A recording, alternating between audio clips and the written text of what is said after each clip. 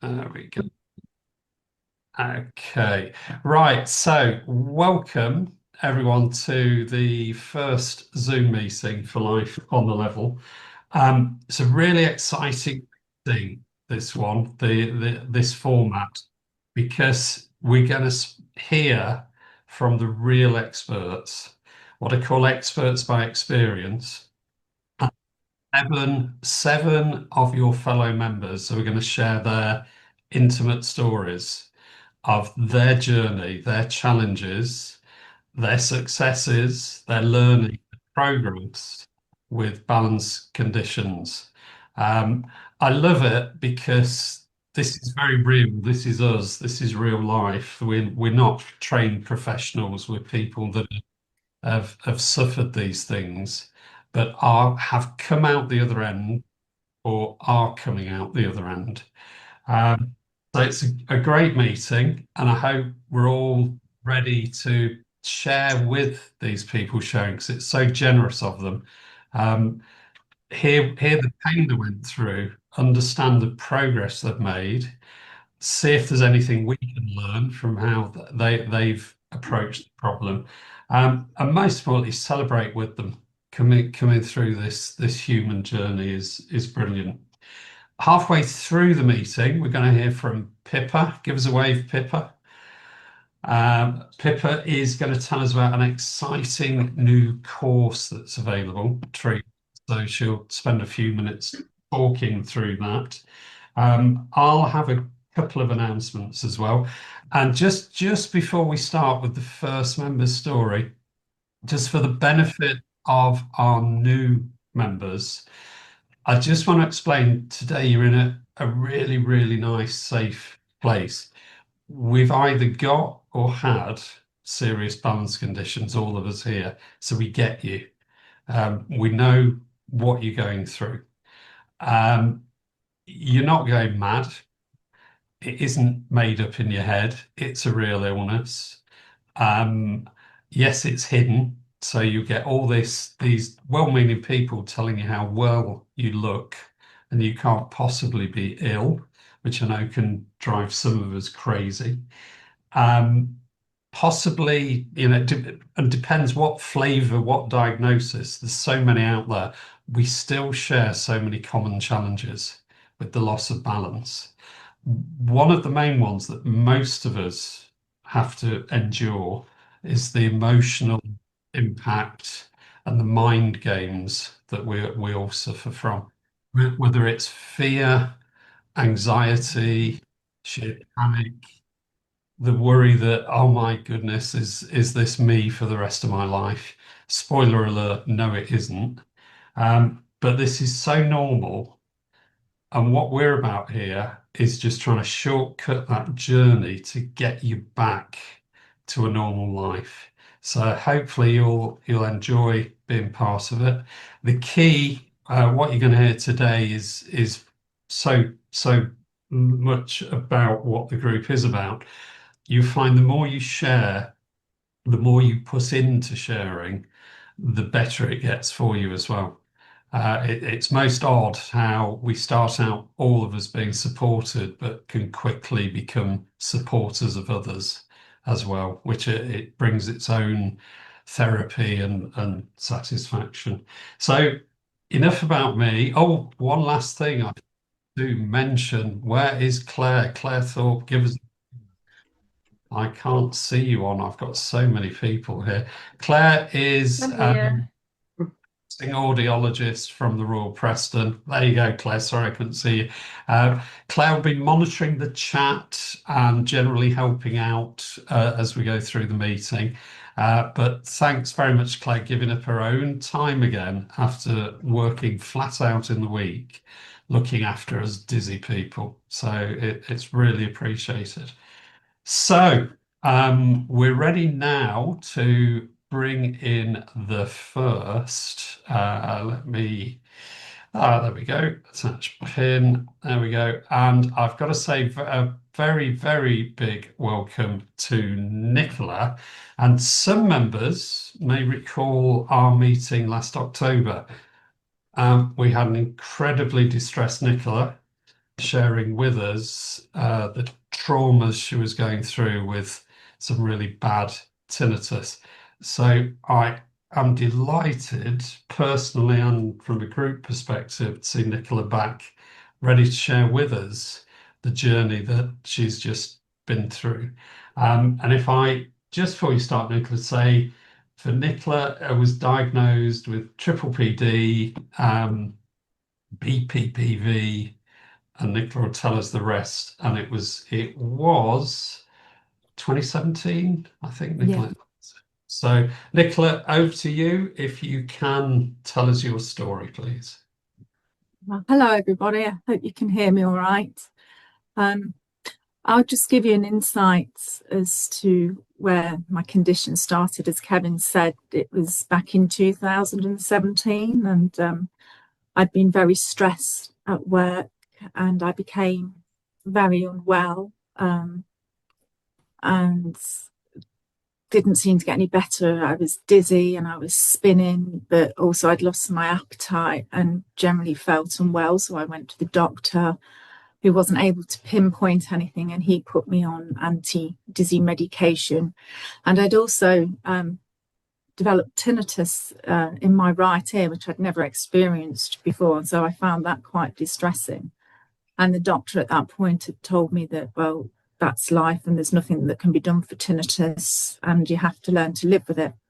And I thought that didn't give me any hope at all. So as the days went on, I wasn't improving, and this spinning and this dizziness was becoming really awful to have to live with. And so I managed to do some research, and fortunately, I had Professor Ray. I live in Leicester, so Professor Ray has a balance clinic in Leicester, and I was able to make contact with him privately. And my first meeting with him, he diagnosed the BPPV, which he did an Epley maneuver to stabilize the crystals back into the ears. And then he explained to me I'd need an MRI and balance tests, etc., which I went through. And at this time, I'd then developed like a bit of a rash along my neck here, like scabs. And he believed that that was part of the herpes simplex shingles kind of virus that was attacked into my right ear, which is why I then got the tinnitus. And after all the results and several meetings with Professor Ray, he diagnosed that he believed I'd had a vestibular migraine and I'd got triple PD, of which he then said that an antidepressant, an SSRI, would support me with that. So I went on to citalopram. And also I linked in with physiotherapy for vestibular exercises through the Balance Clinic on the London Road and at the Hearing Clinic on the London Road to help me understand about tinnitus, where at that time, back in 2017, they spoke to me about an app with sound therapy using white and pink noise to help me sleep. And also I had hearing molds made to use because I was sound sensitive to certain noises and loud noises. And so over time, then over those years, I learned that I had not to have caffeine because of the triple PD. I was on caffeine-free drinks, alcohol, which I don't drink much of anyway, to not have much alcohol, especially wines, and stress was a trigger, and sleep. I needed to make sure I'd got my sleep, and motion was the biggest problem for me. I noticed that motion would really trigger dizziness with me. So going on holidays, we always choose resorts nearer to airports, try and get there privately in a taxi rather than a bus, because I just can't sit in the back of a car. I can't sit on the back of a bus. The dizziness just flares up.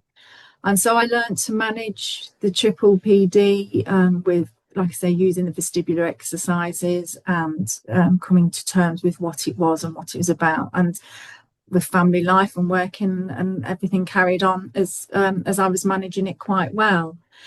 And then in August 2025, I became extremely unwell again. And it felt like in the middle of the night, I woke up and I was so dizzy and just felt so poorly, upset stomach and sweating fever. And my ears were screaming, tinnitus just off the scale. And I just couldn't understand. And I thought, is this similar to what I'd had before?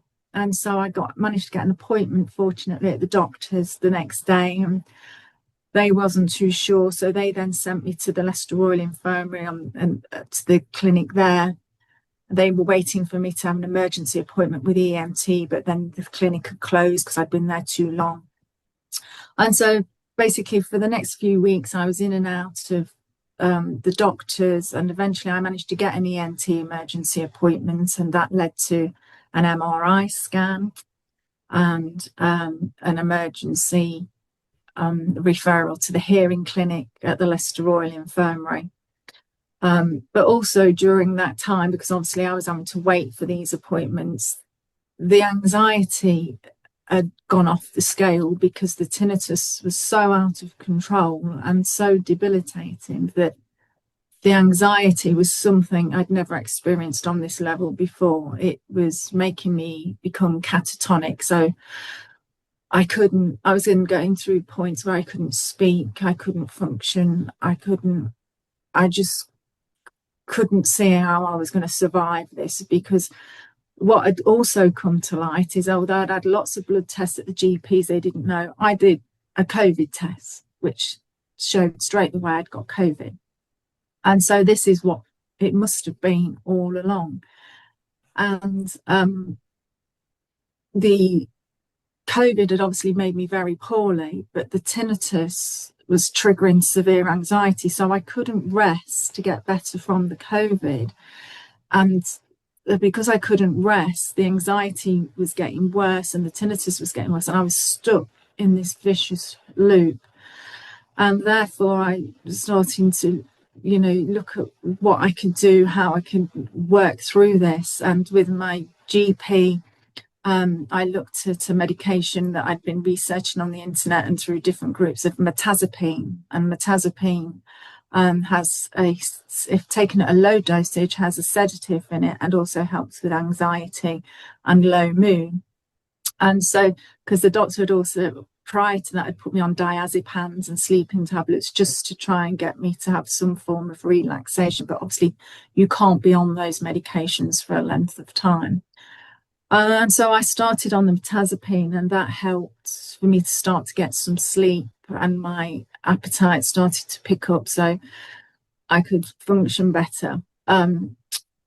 Also, because I'd had severe panic attacks with the anxiety, I was linked in with Kevin, with the group, who was very supportive at the time, and linked me in from the group with Pippa. And I was able to have and continue to have sessions with Pippa on holistic therapy around the anxiety and the tinnitus, and starting to understand it and work with it and what it all means. And also I was linked in with the ENT, had linked me in through the hearing clinic at the Leicester Royal Infirmary. And so I was having hearing therapy with them. And they provided me with hearing aids, although my hearing is very good. They provided me with hearing aids with maskers, with white noise maskers, because I was using like a tinny soothe that I purchased for about £400 off the internet as well, for using for white noise. And these maskers were to be worn every day to help to synchronize with the tinnitus, but working with Pippa as well. And also looking at how I worked in my own way and what I felt would help me. I didn't use them every day. I used them as a tool to know they were there if the tinnitus was really getting out of control, and to work with it. And so that was how I adapted to using these maskers. And I was honest with the hearing clinic as to how I was using them. And I'm now at the point where I haven't used them for weeks, because I'm starting to work with the tinnitus a lot more. and with the holistic therapy that I have with Pippa. I also linked into using meditation apps and the sound therapy, having a rain noise on at night to help me sleep, just as a distraction. It's not to overcompensate the tinnitus, it was to use as a distraction. And so what I'd found was, with what I'd been through and still going through, that was using all the tools and techniques I found along the way with the hearing, fortunately, with having appointments at the hearing clinic at the Royal, I saw Professor Ray again, who wasn't able to obviously give me any further treatment, but understood where it had come from with the COVID. And he'd highlighted that he'd seen many patients back in the beginning of COVID, and recently with the next COVID outbreak we'd had, a lot of patients had been presenting with this severe tinnitus from COVID. So, I wasn't going mad, because at the stage of where it had taken me to, I really felt that there was no way out of this. I was so poorly. I've been poorly before, but I've never been on a level where I didn't think that I was going to come back, to the point where I think I'd scared my husband quite badly, where I was putting things into place that I didn't, because I didn't think I was going to make it. But I had hope. I kept strong, and I'm sorry about this because it's all still a bit raw. And I used all the tools and techniques around me. I knew I got the support of this group, and Kevin was very supportive. And with the hearing therapy at the Royal, they were very supportive, and the tools they'd given me, and with I've been working with Pippa, just really being able to dig deep into the anxiety and the stress and the worry of it all. And the medication side of things, me taking control of that, looking into what medication would work for me and to what level I wanted to administer that. And so I've taken control of that. And so bringing all that together has helped me, I feel, to get better a lot more quickly, and be a lot more positive. And life will always throw difficult experiences that will trigger us, but what I have learned along the way is you really do have to take one step at a time, stand back, look at what's going on, look at what tools and techniques you've got around you, and do I need to reach out, do I need to find more, and then put that all into place as to what's going to work for you, because that's what's worked for me. Like I say, bringing each little piece of the jigsaw from all different angles together to get onto the right path. And I didn't believe, Kevin and Pippa were telling me, you will get better. This tinnitus, I'd had low-level tinnitus, and I had habituated to that. But this was just, when you've been to a rock concert and you come out and your ears are screaming, they were like that 24/7. And I couldn't believe when Pippa and Kevin were telling me, you will get through this, you will get to a point. And I was like, this is just, I can't believe that would happen. And it's happened. I've got to that point where I know now I'm starting to habituate, because I can't even hear it at the moment. It's not there. And it feels like a miracle. It really does. And if I could see myself now back then, I wouldn't have believed it. So there is hope. Keep strong, and like I say, use all the tools and techniques to what works best for you. And I hope that gives a bit of an insight and a bit of hope moving forward. Thank you so much, Nichola. From my side, I just have to say, what you've talked us through there is just a perfect example of what we all need to do. You've reached out to every place that was there to reach out to try it. The bit I love is how you mentioned a few times, you've then applied a filter of knowing your own body and what is working and not working, and when you need things. So that is lovely. But I just encourage everyone to listen to Nicola's story, play it back again when you get the video to see how Nichola found that strength. And it's not easy when you're on the floor and you think, as Nichola said it, this is never going to get any better. But to find just that strength to reach out and almost hopefully use others to get you through those moments where you really need that support and other emotion from others. But well done, Nichola. Honestly, it's almost like a case study to me of seeing how well you've approached everything. But also to those, we get a lot of people who don't join the group, but they do watch the videos on that. And I say to those out there who don't join the group, see what you're potentially missing, because there is that network of support that you can't get anywhere else. And it will help you in those times.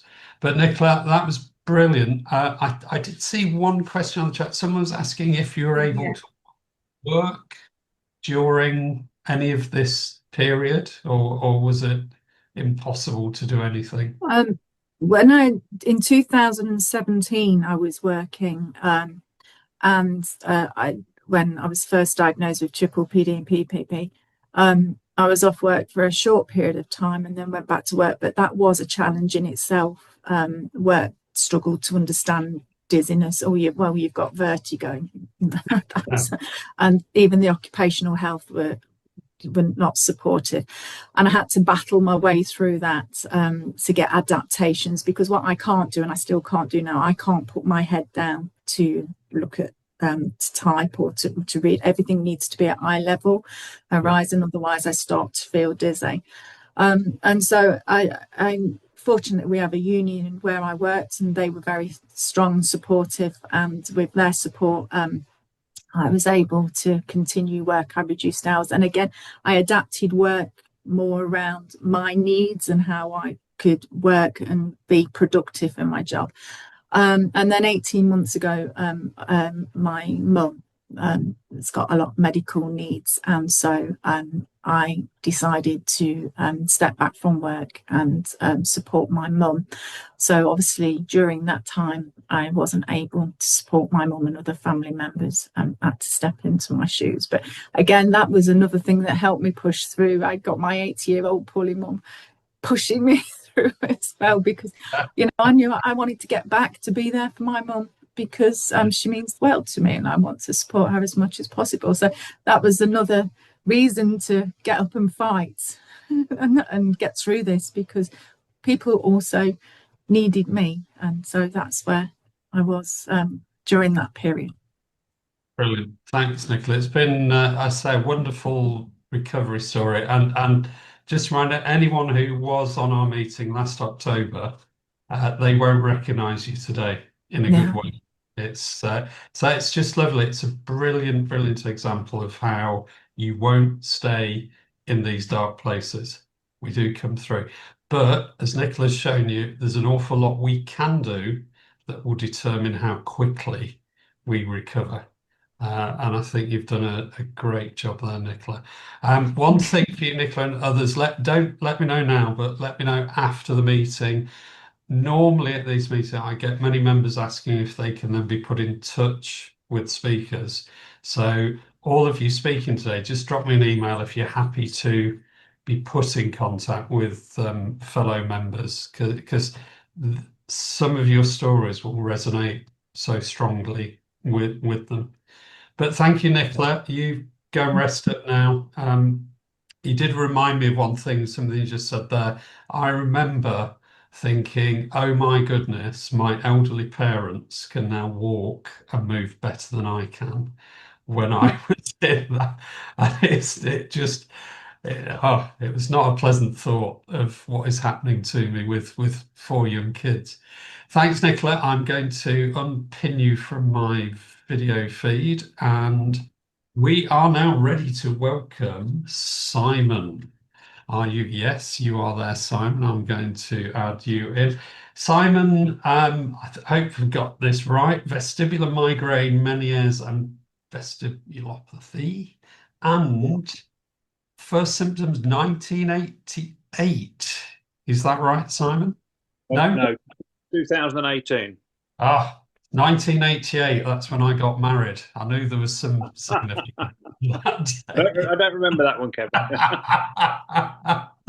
Right, Simon. I am. Oh, by the way, Simon, how long have you been a member with Life on the Level? I was trying to. Um, I was just thinking that it was 6 years ago this month when we had that very wet and windy meeting at Leicester Racecourse, and I got Oh up and did dear. a similar Yes. talk. So, yeah, I've been with you 6 years now. Yeah. Um, I think you should get a medal for yeah, that. quite my journey. So, Lovely. I'm going to hand over to you, Simon, and in your own words, tell us your story, please. oh, yeah. My story started back in 2018. Excuse me, I got a bit of a cold. So before my balance journey, I turned 50 in the December of 2017. Um, I'd say a normal dad, a dad to two teenagers. I got one at school, one off at university. I helped out at the local scout group, did a bit of running, bit of cycling. Um, Loved my job. It was a stressful job. Um, and looking back, I was working long hours and burning the candle at both ends. Um, so, how did it all start? Um, I remember the day like it was yesterday. It was Tuesday, 27th of Feb at about 2 o'clock in the afternoon. Um, I'd got plans to go and see Bill Bailey at De Montfort Hall. It was a late birthday present for my wife. Um, Normal day in the office of meetings. I had my normal soup and bread roll for lunch. It sounds a bit like the ABBA song, "The Day Before You Came," and it almost is a bit like "The Day Before You Came." But um, went to see a colleague and was kneeling by his desk. Then all of a sudden, the world started moving in a really, really odd way. Out of my left eye, it was going up and down, and out of my right eye, it was going side to side. And the combination of the two just put me straight on the floor. The only relief I could get was to curl up on the office floor and try not to lift my head off the floor or open my eyes. If I opened my eyes, the room span. If I lifted my head off the floor, I felt sick. And I was probably on the floor for a good 25, 30 minutes, panicking my colleagues, panicking the first aiders. They didn't know what to do. Um, Eventually, they, with very little dignity to me, bundled me in a wheelchair because they felt I was a health and safety hazard lying on the floor. So they took me off to the sick bay, rang 111, and the ambulance said it would be with me in 4 to 6 hours. So meanwhile, they rang my wife, and I started to come round after about an hour and a half. I still felt very hot, very sick, very, what's going on with me. But my wife came and collected me. She came back home, dialed 111, and they referred us to the local drop-in centre. So we went to them, and I was hunched up, holding my head, just feeling really odd. So they took me to they recommend I went to A&E. So I went down to Leicester A&E on a Tuesday evening, where I had blood tests and a CT scan. And I asked after about 2 hours of tests what they were treating me for or what they were looking for. And the consultant or the doctor just looked at me and he said, "I don't know." He said, "But at your age, you could be having a stroke, it could be a bleed on the brain, it could be an aneurysm or something else." But they didn't know. So I, all sorts of emotions of, am I dying? Am I having a stroke? But after about 4 hours, they said, "No, your brain looks okay. Go home, call your GP in the morning." So went home, Woke up the next day really, really tired. Called the GP, um, and he said, "Don't know what's wrong with you, but we'll sign you off for a fortnight." Um, Now, over the next fortnight, I had three, probably four similar episodes of completely out the blue, bang on the floor, room spinning.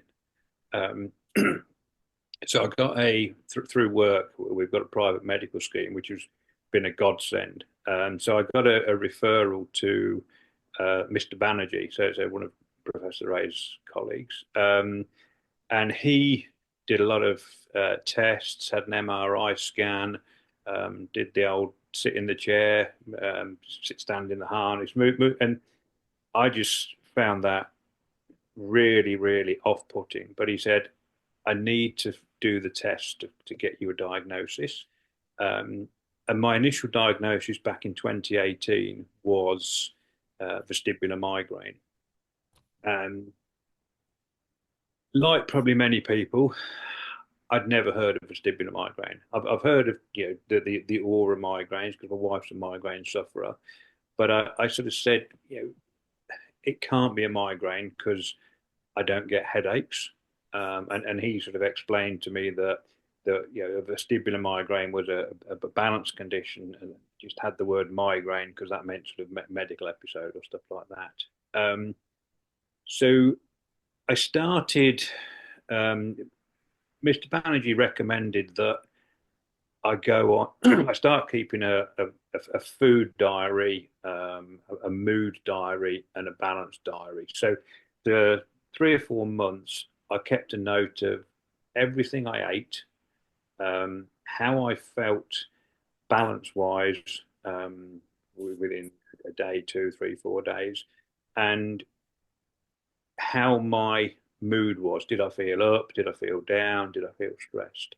And when we talked through the results, that was when he sort of said to me, right, you need to drop, I think it was the 5 C's, so cheese, chocolate, citrus fruit, Chinese, red wine, salt, all the stuff that I probably used to enjoy, and cut out caffeine as well. So over the next few years after that, it was very much a learning for me. I felt lost sometimes. I felt alone. I felt that my family, although they'd seen me have the attacks, probably didn't understand what I was going through. And I think for me, it was a case of, is this it? How do I recover? And by food diary, by watching what I was eating, by listening to my body, I slowly started getting, I won't say better, but having a new normal. So between 2018, excuse me, and 2023, I felt I was probably going 3, 4, 5 months, and then I'd have 1 or 2 attacks, and then I'd go sort of another 3 or 4 months, have another couple of minor attacks, but there was nothing really major. And so I thought, okay, I'm learning to live with it, and whether I got complacent, whether I stopped doing stuff, or whether I was just unlucky.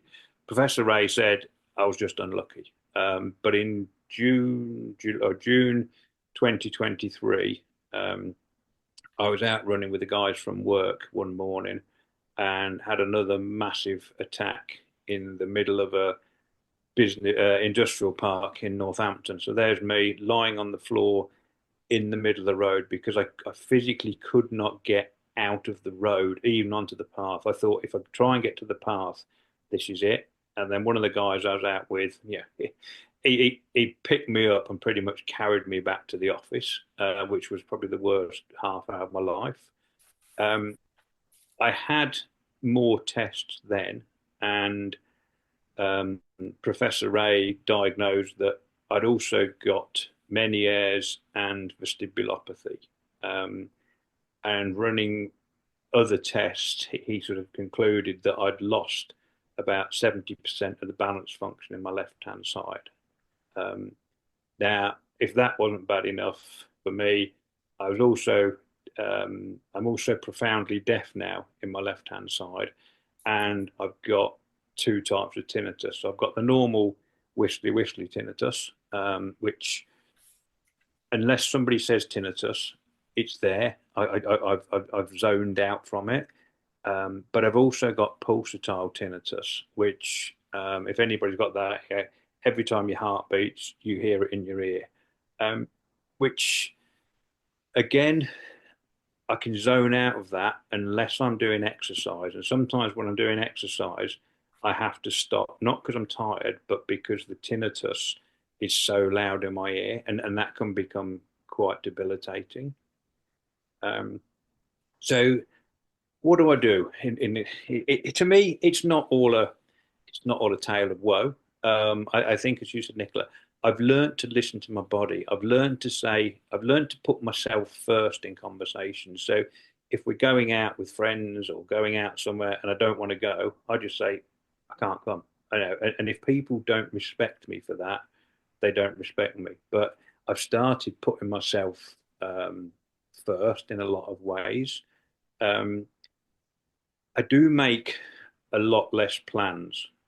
So I've got a box of tickets for concerts or events that I've purchased and not been to, but I've also got a box of tickets for events that I have been to, and it's catching up. So I still book things. I go and try and push myself to go to concerts. So I used to love going to concerts years ago, and still do that.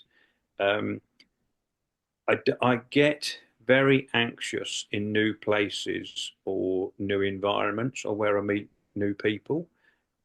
It's more, my anxiety is more of, will I have an attack in front of these people? Will I have an attack in this room, in this environment?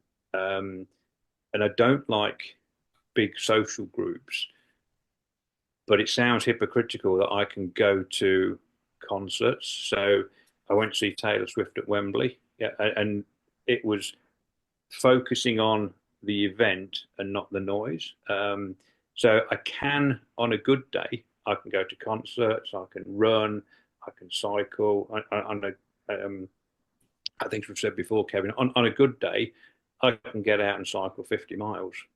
On a bad day, I can barely crawl 5 yards. And I think this is the bit for that those who haven't got the illness look at me and say, well, you look normal. You know, how can you have an illness that you reckon keeps you in bed or makes you crawl around on all fours, or makes you, makes the room spin so much that you're physically sick. And I think I was a skeptic on certain things. So when Professor Ray said about vestibular physio, I thought, how can moving my head and doing balance stuff like that make me better? And it did. I felt, better is the wrong word. It gave me some real improvements, to the extent that I said to Michaela, I don't get how this is working, but it really is. When I'm complacent and I stop doing the vestibular physio, my head sort of says, you need to do the physio again. So I don't get complacent, and I don't take things for granted nowadays. I've cut out bad foods, or not bad foods, trigger foods, but I still do have the odd glass of red wine, and I know the next day I won't feel brilliant. I do still have, well, I did biscuits, chocolate, crisps, in moderation, knowing that I probably won't feel brilliant the next day. But I think knowing that you will have the symptoms, or you'll have a reaction to it. So I've got a couple of sayings. One thing I say is that my vestibular migraine and Meniere's live with me, I don't live with vestibular migraine and Meniere's. So yeah, that to me is a mindset that if I'm going out for a walk, I'll take my VM and Meniere's with me. It won't stop me doing things. It may impact me, but they live with me. I don't live with them. Um, and in terms of changes, I got, uh, I put off having a hearing aid for probably 7, 8 years for a male pride and an ego thing. I've worn glasses for 40 years, but I couldn't take the step to get a hearing aid. And when I did, although it helped the hearing slightly, it really helped, whether it's from my head or not, it really helped me with suppressing the tinnitus because I can play background noises through the hearing aid. It can suppress the noise. So I have a hearing aid. I've got a sunflower lanyard, which is brilliant. That helps me with travel. That helps me when I go out to unfamiliar places when people recognise it. Um, and I've also got a walking stick. I don't use it a lot, but I do use it again when I'm going somewhere new or somewhere different, or if I'm feeling tired. And I use it because this is it's an invisible illness. You look at us, us sufferers of these balance disorders, and we look normal. We're not missing. I'm not missing any limbs, so I'm not in a wheelchair, and I look normal. But having that, um, the stick gives me a sort of a not an aid. It's almost a visibility to say I need a bit of help. Um, but I still I still do get anxious. My anxiety at times is far more debilitating than the attacks. I still get anxious of am I going to have an attack in public, and that is probably my still my biggest fear. Having had three major episodes in public places. One, sadly, was in a pub, and I got swore at. I got accused of being drunk in a public place, and I was actually kicked by somebody. I was lying on the floor having an attack, and somebody thought, "I'll just kick him and call him a drunk," and that was really low. That was the bit that really shut me down. So I'm getting emotional now. Yeah, that was the bit that was probably my lowest. And I thought, I don't want to be in this position where I'm out in public and people are not recognizing I've got a medical condition. Um, I did have a big attack when I was down in Cornwall. We were at a cafe, ordered lunch, and I had a massive attack. The sweats came on within seconds. I was on the floor, and somebody came up to me and said, I can get my camper van if you want me to get the camper van so you can sleep in the back of it. So that restored my faith in people, but I still get massive, massive anxiety of what if I'm going to have an attack in public. But I practice mindfulness. I've tried meditation to live very much in the moment of it's not a what if, it's a what now. And that really has got me back to doing stuff that I want, that I enjoy. So I'll just wrap now to say I do miss the old me. I miss the old me a lot. Um, but I like the new me. I did go looking for answers of why me. Um, and I think Professor Ray said, "Yeah, why not?" He said, "We're all special people. We've all got something that's unique about us."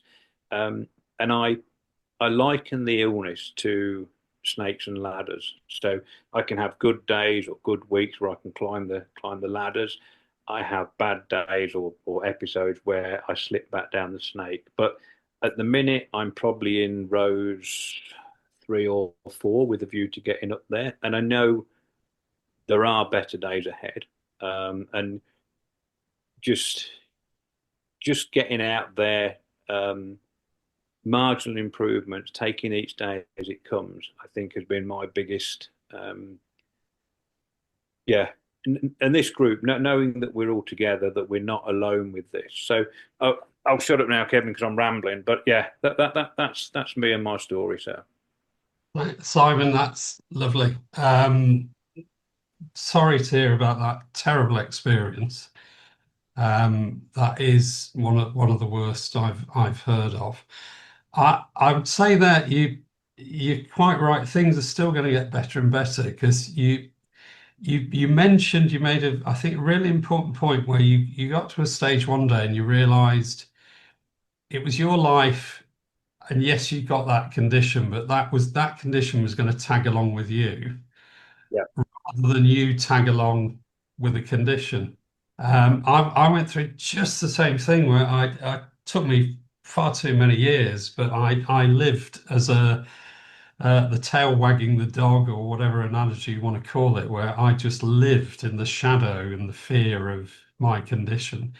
And then it changed. It took far too long for me because I didn't seek help or guidance or any support groups. But finally, I realized no, I could take control again. And I say to many members, if I could bottle that up and sell it, I'd be a very rich man. But it's a journey we all have to go on where I just it was this point of enlightenment that wow, I'm going to get on and lead my life, and I think you've definitely reached that. The bit I'd say where it carried on for me is where I no longer give a damn what symptoms I would display anywhere. It doesn't matter. mm, And the example I use there is I've met a lot of people in my long life where they've been very worried about what will the neighbours say or what would colleagues at work think, not necessarily about illness, about any aspect of our lives. And I'm very keen to say that other than your close, intimate family, whenever anyone has ever thought something really positive about you, have you ever known and has it ever made any difference to your life? No. So mm, why would we care if a complete stranger takes one look at me and goes, "Oh, he's drunk," or "He's mm, on drugs"? Doesn't mm, matter. mm, And yet we can impose ourselves into these little mm, confined spaces of saying, well, I don't do this and I don't do that. So my advice is keep on that journey and just think, to hell with them. mm. Doesn't Also, matter. can I just jump in? Kevin, you said I was Yeah, allowed to, so yeah, I'm yeah, yeah. going for Please, it. yeah. So I would strongly suggest working through the emotions of that incident. I mean, we could see it on your face, and I think probably most people watching were having really big feelings about what you were describing. But I mean, obviously you can feel free to contact me if you want to work through it together. But if you wanted to do it by yourself, you could do it through emotional journaling. So you could write all the anger to those people for doing that. I mean, how dare they? All Mm, the rage, which just really write it all out. And then all the sadness about this, because it's so sad for you. It's so sad this happened, and it's really hard. And then just kind of each stage pause and feel it in your body. Let yourself cry about this. Process it. And then at the end, write anything, you put it into perspective that you're grateful it's over, that you're grateful things are better now, um, and gratitude mhm, and a plan of how you're going to handle things going forward, and whether you're going to, do what Kevin says and not care. But it can be so powerful to work through the emotions of these experiences, and then it can feel more free. mm, You can just get this freedom and just more acceptance of where you are and strength going out by yourself. Yeah, Thank you. But lovely. thank you for sharing your story. And also just to point out what you said about putting yourself first. So important. Well done, you. Yeah, thanks, Thank you. Pippa. Yeah, thanks, Simon. That was really resonated with me, your story.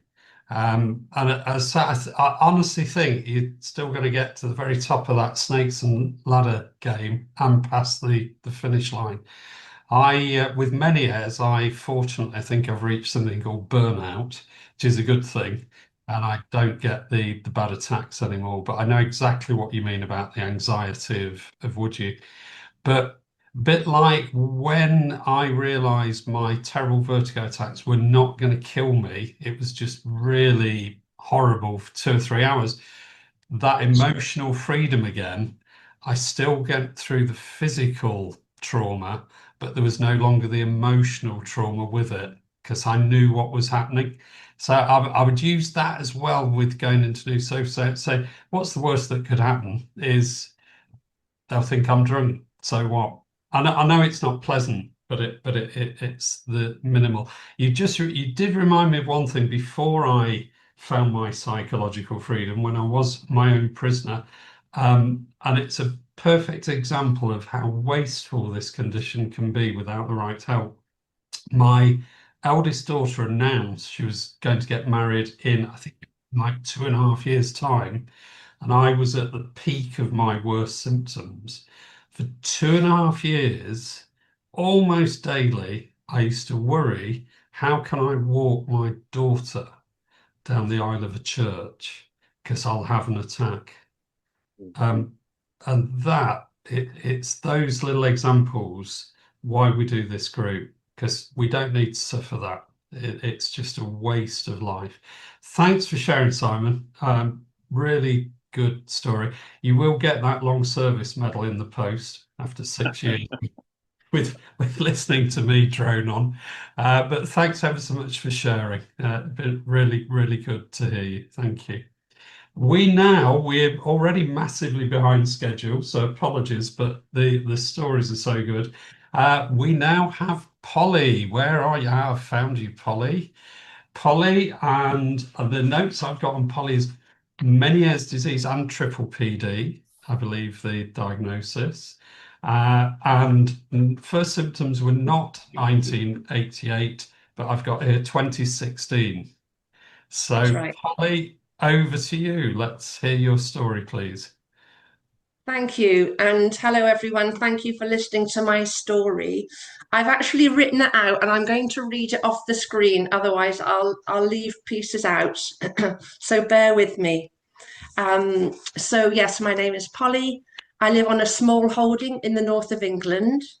We have a small flock of sheep and 3 geese. I have 3 children and 6 grandchildren, 2 of which live in Japan. Before my experiences with Meniere's, I was working full-time as a psychological therapist. I loved my job, but it was very demanding. More on that later. My journey into the world of balance disorders began 10 years ago when I was 55, and so I'm now 65. Similar to what other people are describing, I guess, I was out one evening at a meeting. As the meeting came to an end, I suddenly felt very strange, unlike any feeling I'd ever experienced before. I had no idea what was happening to me. The room began to spin violently and I started vomiting. No one knew what to do, so after about 2 hours, an ambulance was called and I was taken to hospital. By the time I arrived, the symptoms had worn off. I was seen by a doctor and discharged at 3:30 in the morning. My husband was away. I couldn't tell anyone what was happening because literally all I had taken to the meeting was my car keys. No phone, no purse. Anyway, I won't go over that. Although I had no idea at the time, that experience was the beginning of a long and challenging journey into the world of balance disorders. So I didn't know what to make of what had happened that evening. Although I did have some further symptoms in the weeks afterwards, and I started taking beta histine, I had no more actual vertigo attacks for over 3 years.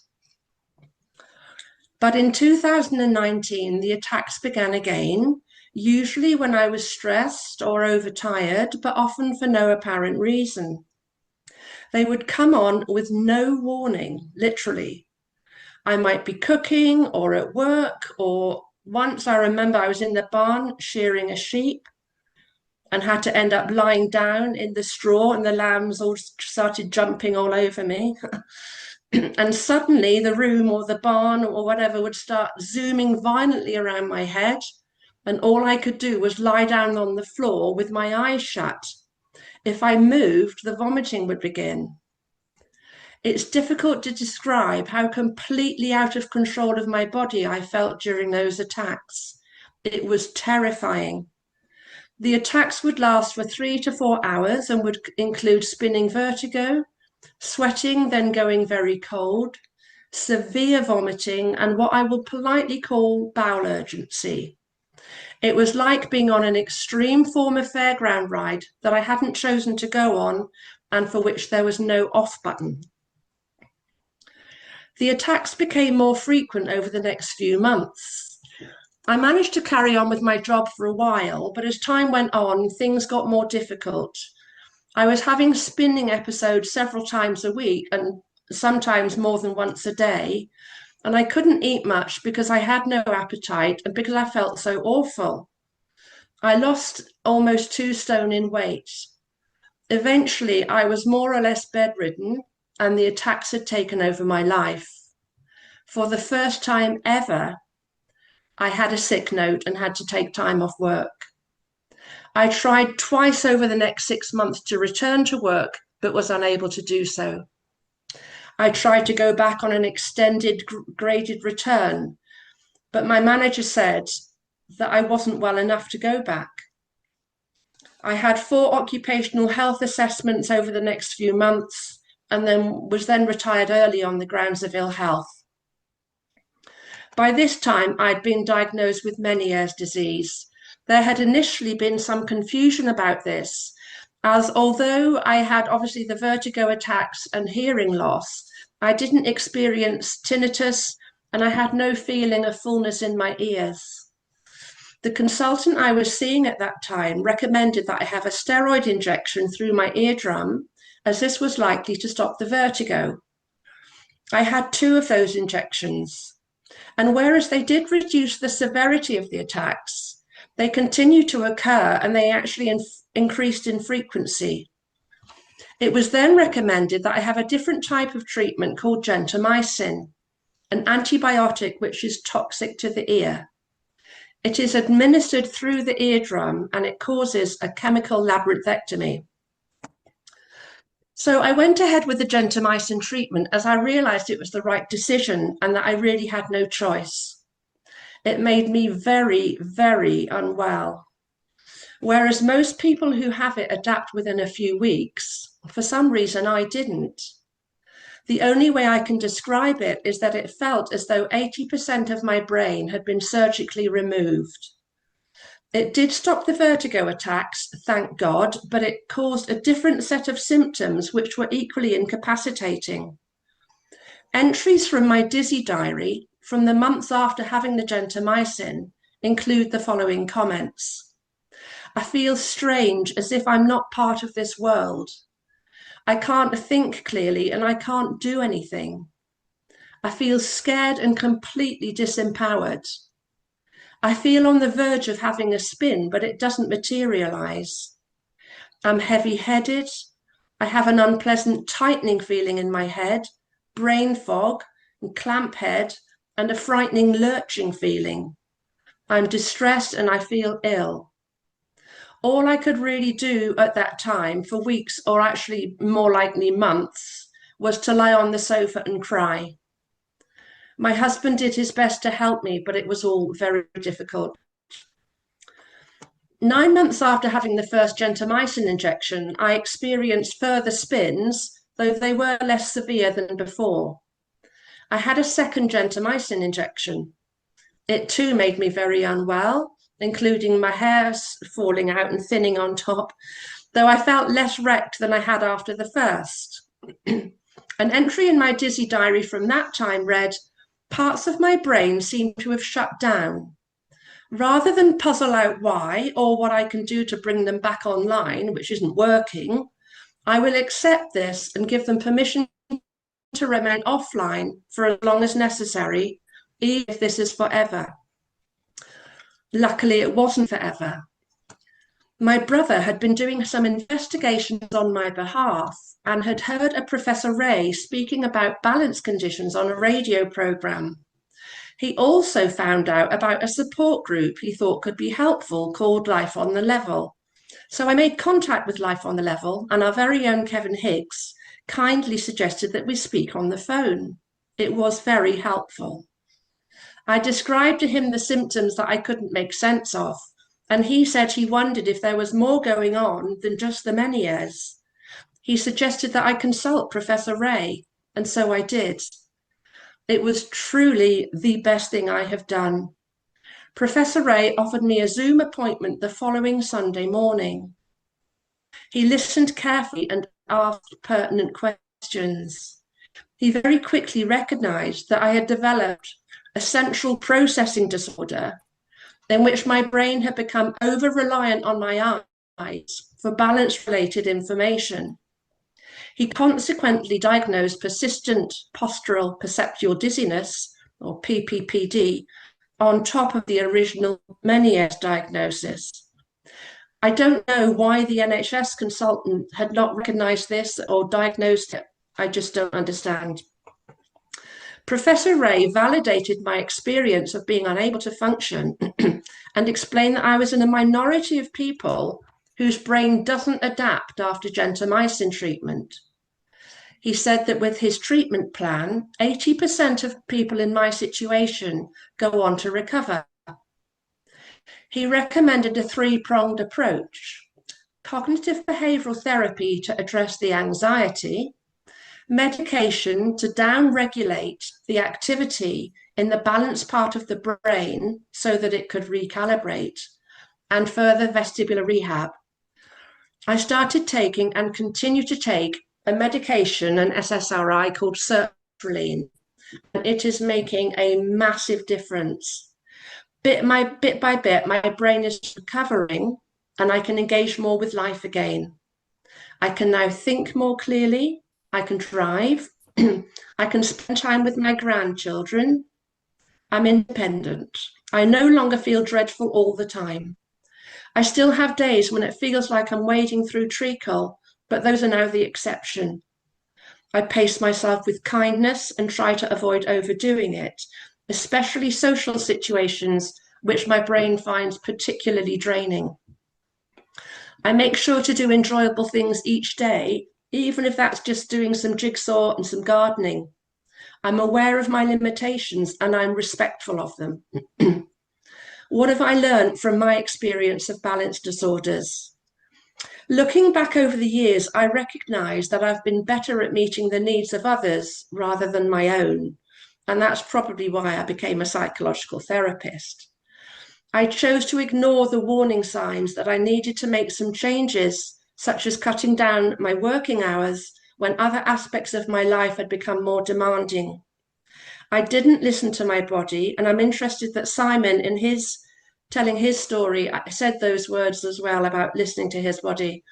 So I didn't listen to my body, and it followed, therefore, in my opinion, that my body had to turn to more drastic measures in order to get my attention. Since being forced by the symptoms to stop, I've given everything a lot of thought and have made some very significant changes. I would not have done so without having had the balance problems. I recognized that my body was trying to be helpful, albeit in a distressing way, all along. I now look upon any residual symptoms as friendly messages from my brain. I no longer plow on regardless. It's too strong a term to say that I'm grateful for the balance problems because they have been truly awful. But I do appreciate that they've given me the opportunity to find a healthier way forward, and I am grateful for that. Thank you.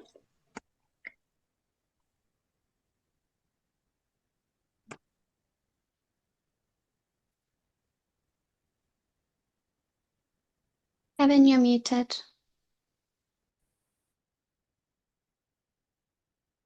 There we go. Fantastic, Polly. What words of great wisdom, and what a journey you've been on. And I do remember those early conversations.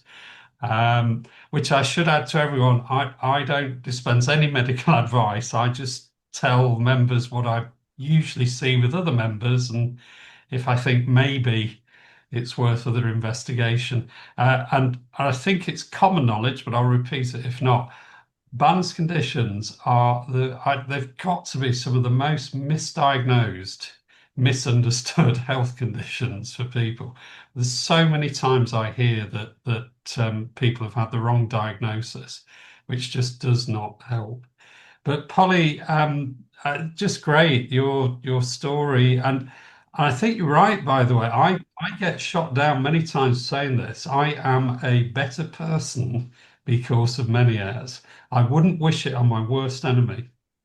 I wouldn't wish that those pointless hours, days, months of suffering that you go through. But coming through any form of adversity, that saying, if it doesn't kill you, makes you stronger.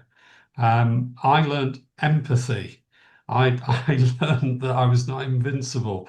I learned to this day now, I only do what I enjoy doing, partly because many has taught me time is so precious and not to take anything for granted. So I think you're absolutely right how we get to better people. And so many members I've spoken to who have confessed they were on some sort of conveyor belt to crash into a huge wall and balls of flame with their life because they weren't listening. They were exhausted. They were caring for everyone around them, doing their job, putting their job before their own health. And we have to learn these lessons.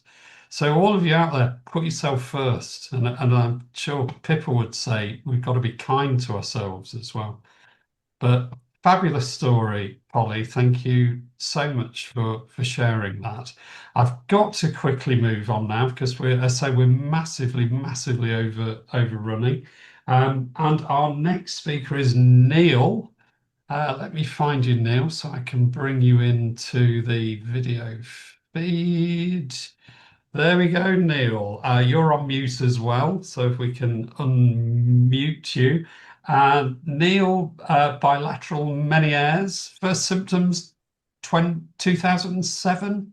Yep, that's right. Brilliant. Okay, Neil, over to you with your story, please. Thank you. Okay, well, thank you for giving me the opportunity to share with you. A couple of others have already described Meniere's symptoms quite well. I currently live in Germany, but until 2019, I was living in the UK.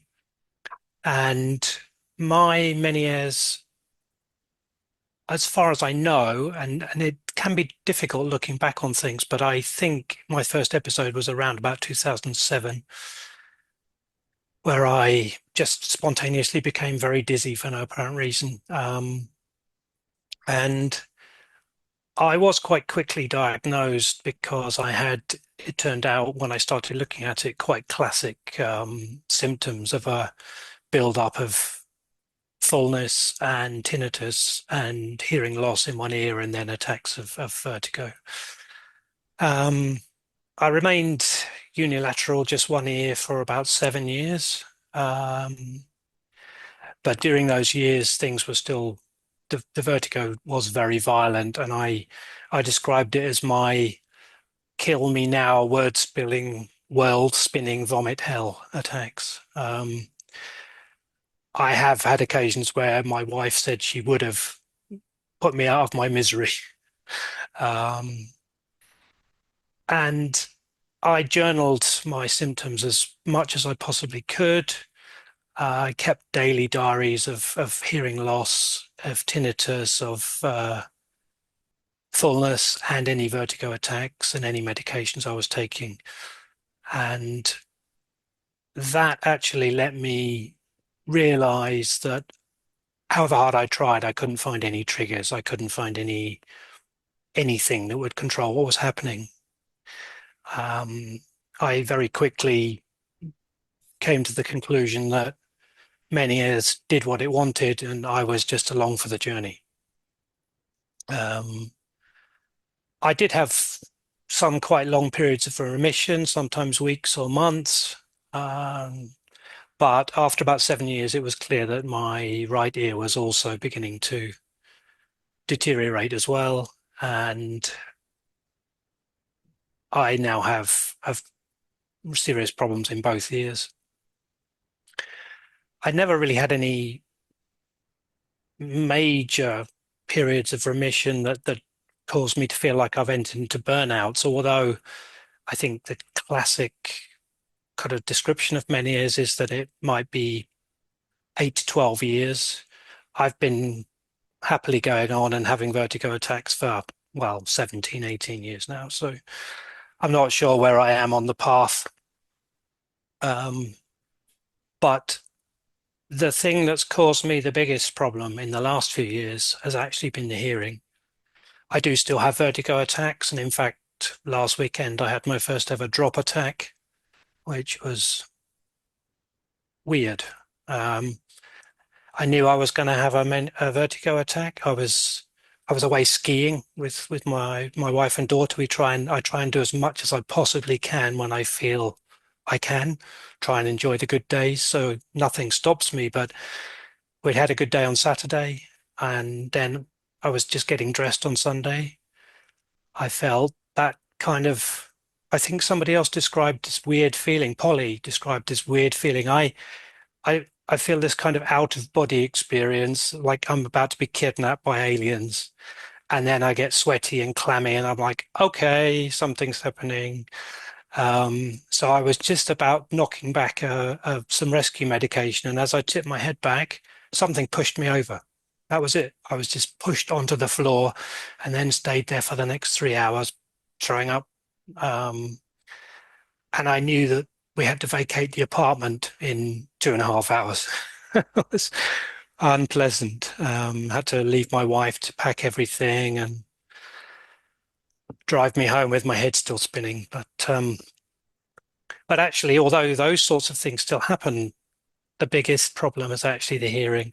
I was a musician. I have been a musician for many years, amateur, but it was a sort of source of some income and most of my social life. I played in folk sessions, I played in ceilidh bands, and I did a little bit of whistle and flute teaching. And I began to notice a few years ago that my hearing was deteriorating to the point where playing was becoming a problem. I did investigate hearing aids, and I've spent the last 2 years trialing various hearing aids. I have an incredibly understanding audiologist. I've been through about 7 brands of hearing aids, and I haven't paid for any of them yet. And I think he just considers me a fascinating case because I go every 2 weeks and my audiogram is different every single time. He's never seen anything like it. But the thing that started to cause me big problems in music, and it's the thing that I'm now absolutely fascinated by and is not mentioned almost ever with many ears, is diplacousis, the idea that your ears are hearing the wrong pitches, the wrong musical notes. A lot of people describe that hearing aids don't help them because their ears begin to distort. They describe distortion. And I think it's because a lot of people, if they're not musicians, they won't spot that what's actually happening is that their ears are not hearing musical pitches or frequencies the same in each ear. And they might be hearing them completely wrong. And I began to notice that certain instruments in our band, including my own, were sounding completely flat when they were completely in tune. And I also had started to get comments on my singing that I probably ought to stop. I used to sing in the band, but I had to stop because I couldn't sing in tune anymore. And I started looking more and more into this because it's absolutely fascinating, and I've begun to understand some of what's happening. But even more difficult to cope with than that, because I started to pull out of musical activities. I started to think, okay, I can't hear. Not only can I not hear, but the hearing aids can't fix the pitch problem. They can fix other problems, but they can't fix the hearing of musical notes. And so I pulled out of my band. I started to stop teaching activities. I stopped mostly going to musical sessions, apart from the one that I organized where I used to go and have a really bad time. And then suddenly it got better. Now this didn't fit with anything that I understood or anybody else. My only way of understanding what happened was that certain hair cells in my ears were dying. The outer hair cells control how things are actually frequencies are narrowed, and if the outer hair cells die, then you get a broader frequency peak, and the peak even moves to somewhere else. I understood all that. So how did it get better? And it was really hard to explain.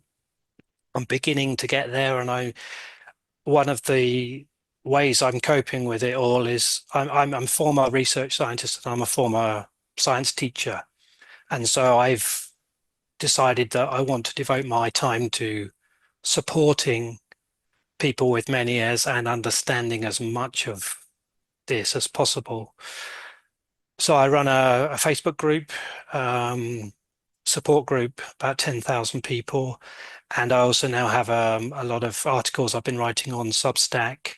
And I've begun interviewing researchers, many ears researchers, to understand what's going on and also to try and bring the research to the public, because a lot of sufferers in my many ears group think that there is no research being done. They think that they're being left alone, that they're abandoned. And it isn't true, but I completely understand why they feel like that. So I figured the best thing I can do, and it helps me to look at my condition from the outside and to be objective about it.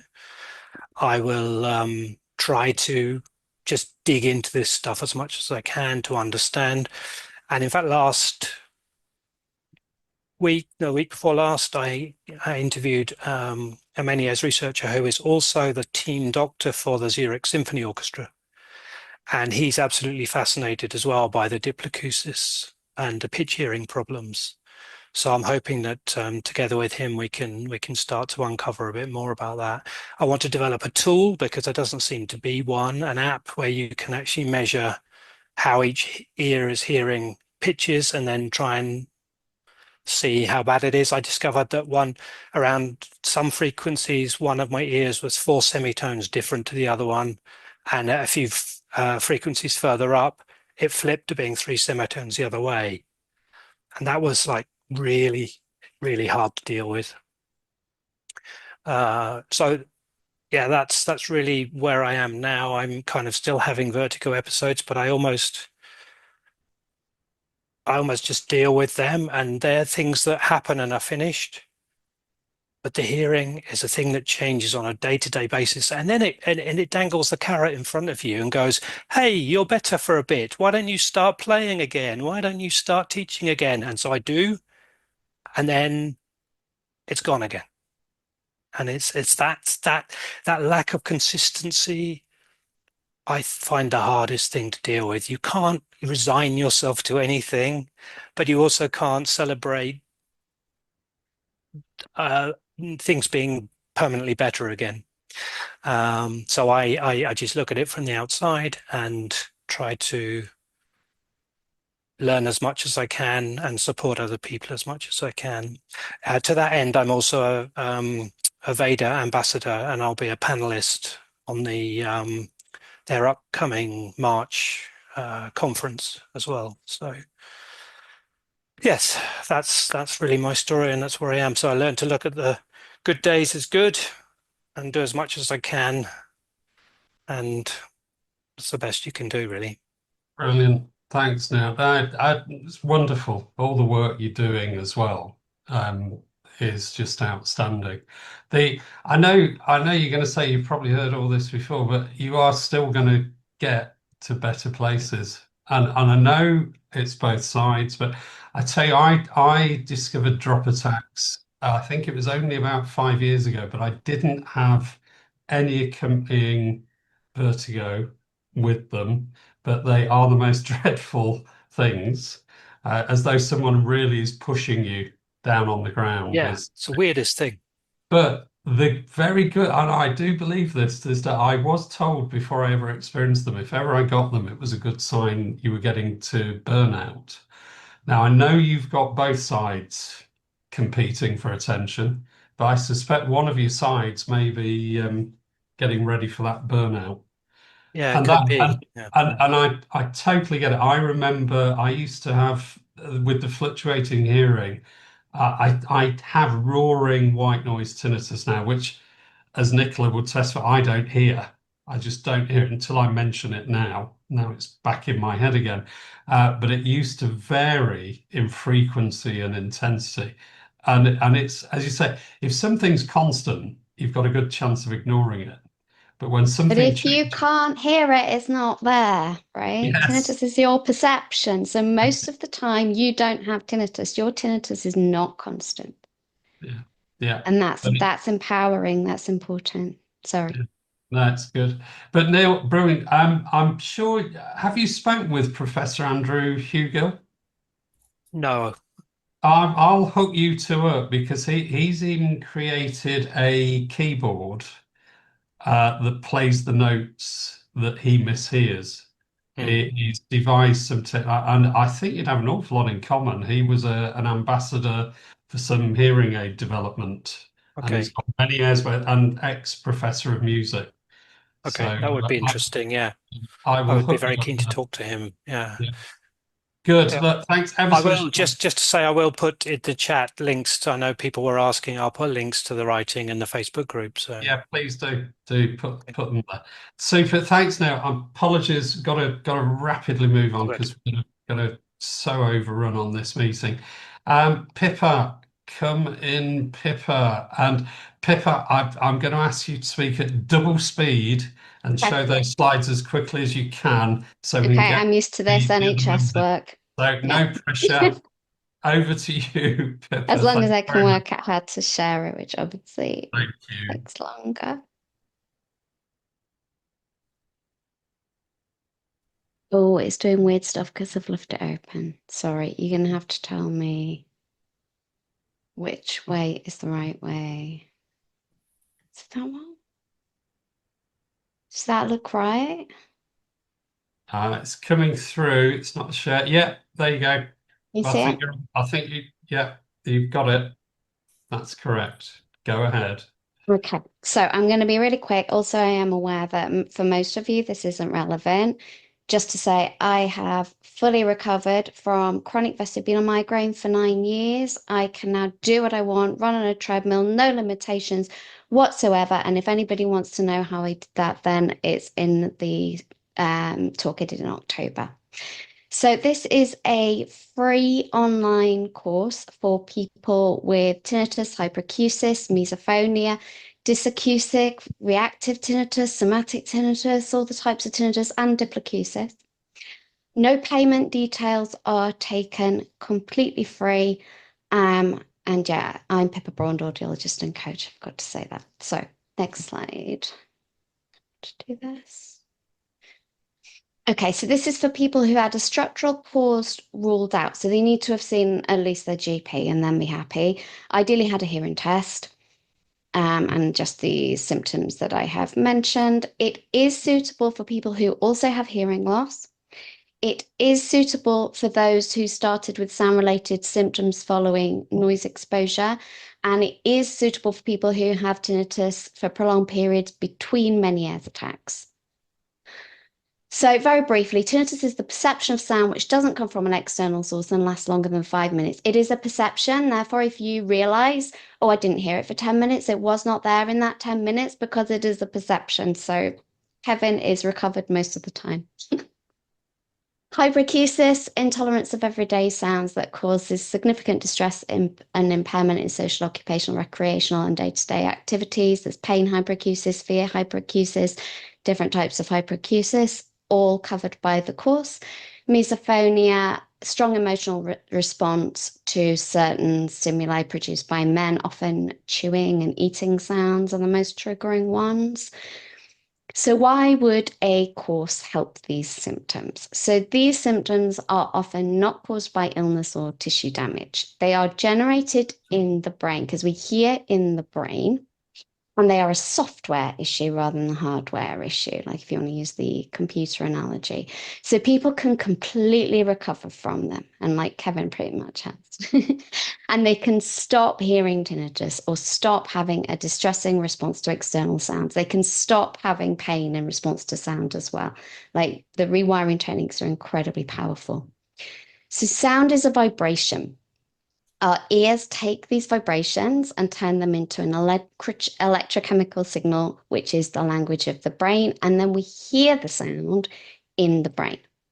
The brain is always expecting to hear a certain level of sound. In fact, they did a study with young university-aged people, no hearing loss, no tinnitus, put them in a very quiet room for 5 minutes, and when they came out, they asked them what they experienced. 94% of them reported hearing some sort of sound, so a ringing, buzzing, whooshing, a tinnitus sound, essentially. And they think that what happened in this situation was that their brain wasn't receiving as much sound information as it was expecting, so it turned up the sensitivity to try hear better and started picking up on the normal, healthy background sounds in the hearing system and head that were there all the time. But they didn't notice them before. Their brain was filtering them out. They only became aware of them when all the other sounds were gone.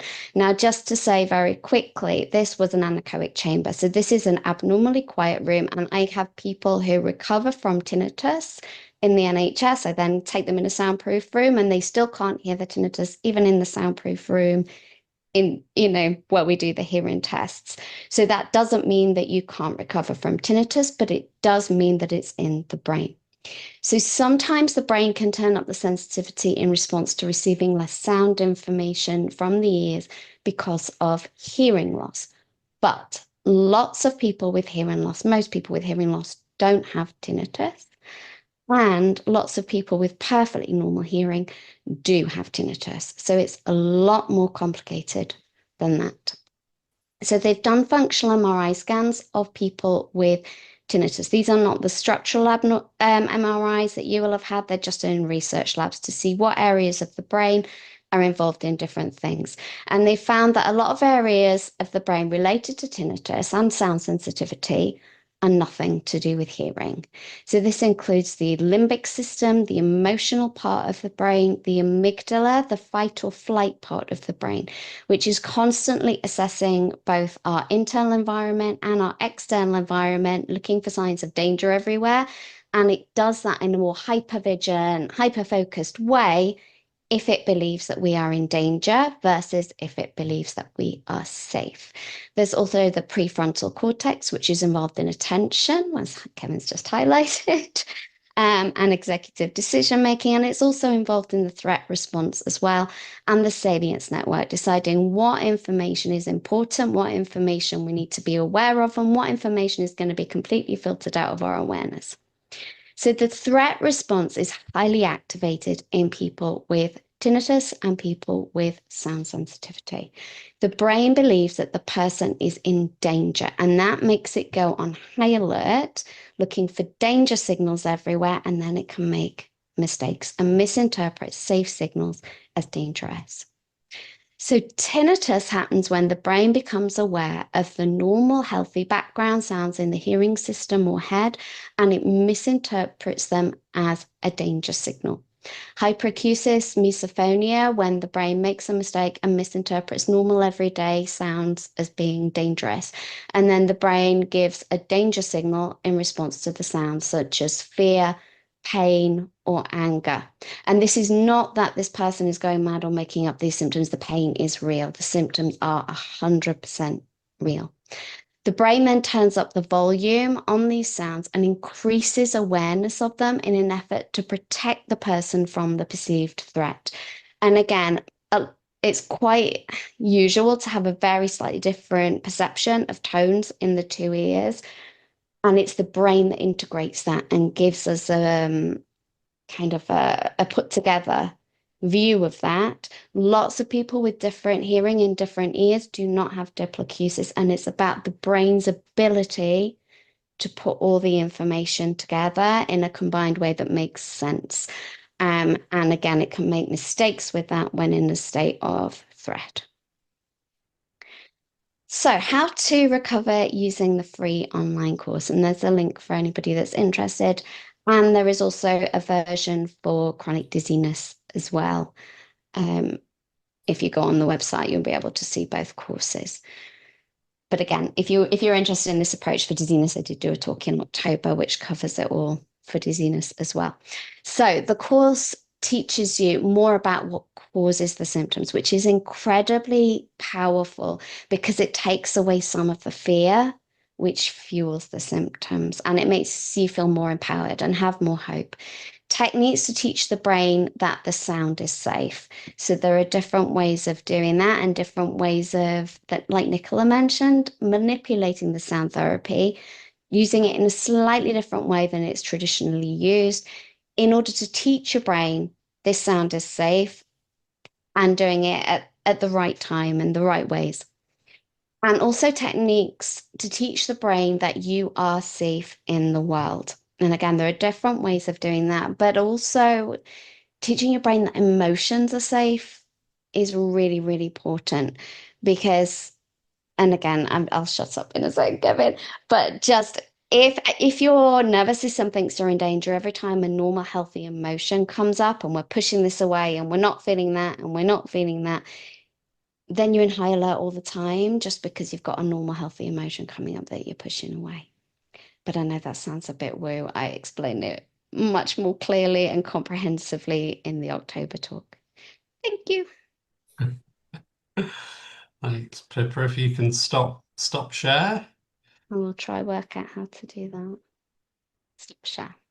That's brilliant. And thanks again to Pippa because she gives up all her own time to help us, and she is very brilliant at what she does. So thanks, Pippa, for sharing with us.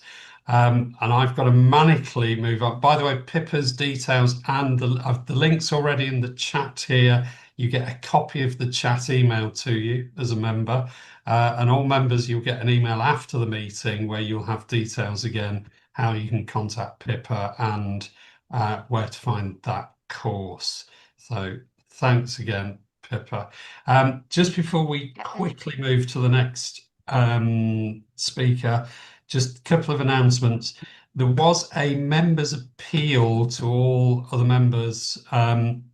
They have a diagnosis, amongst other things, of ataxia, and they really would love to be put in touch with any other member who shares that diagnosis.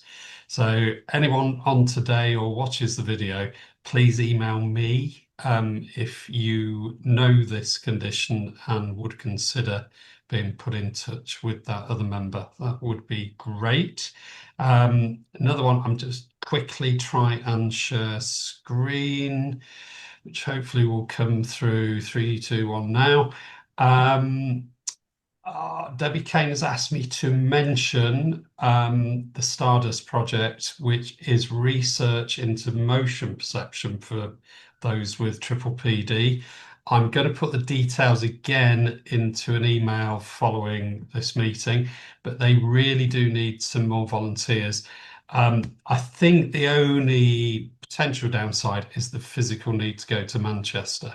But otherwise, you know my approach. If we don't help those doing research, who will?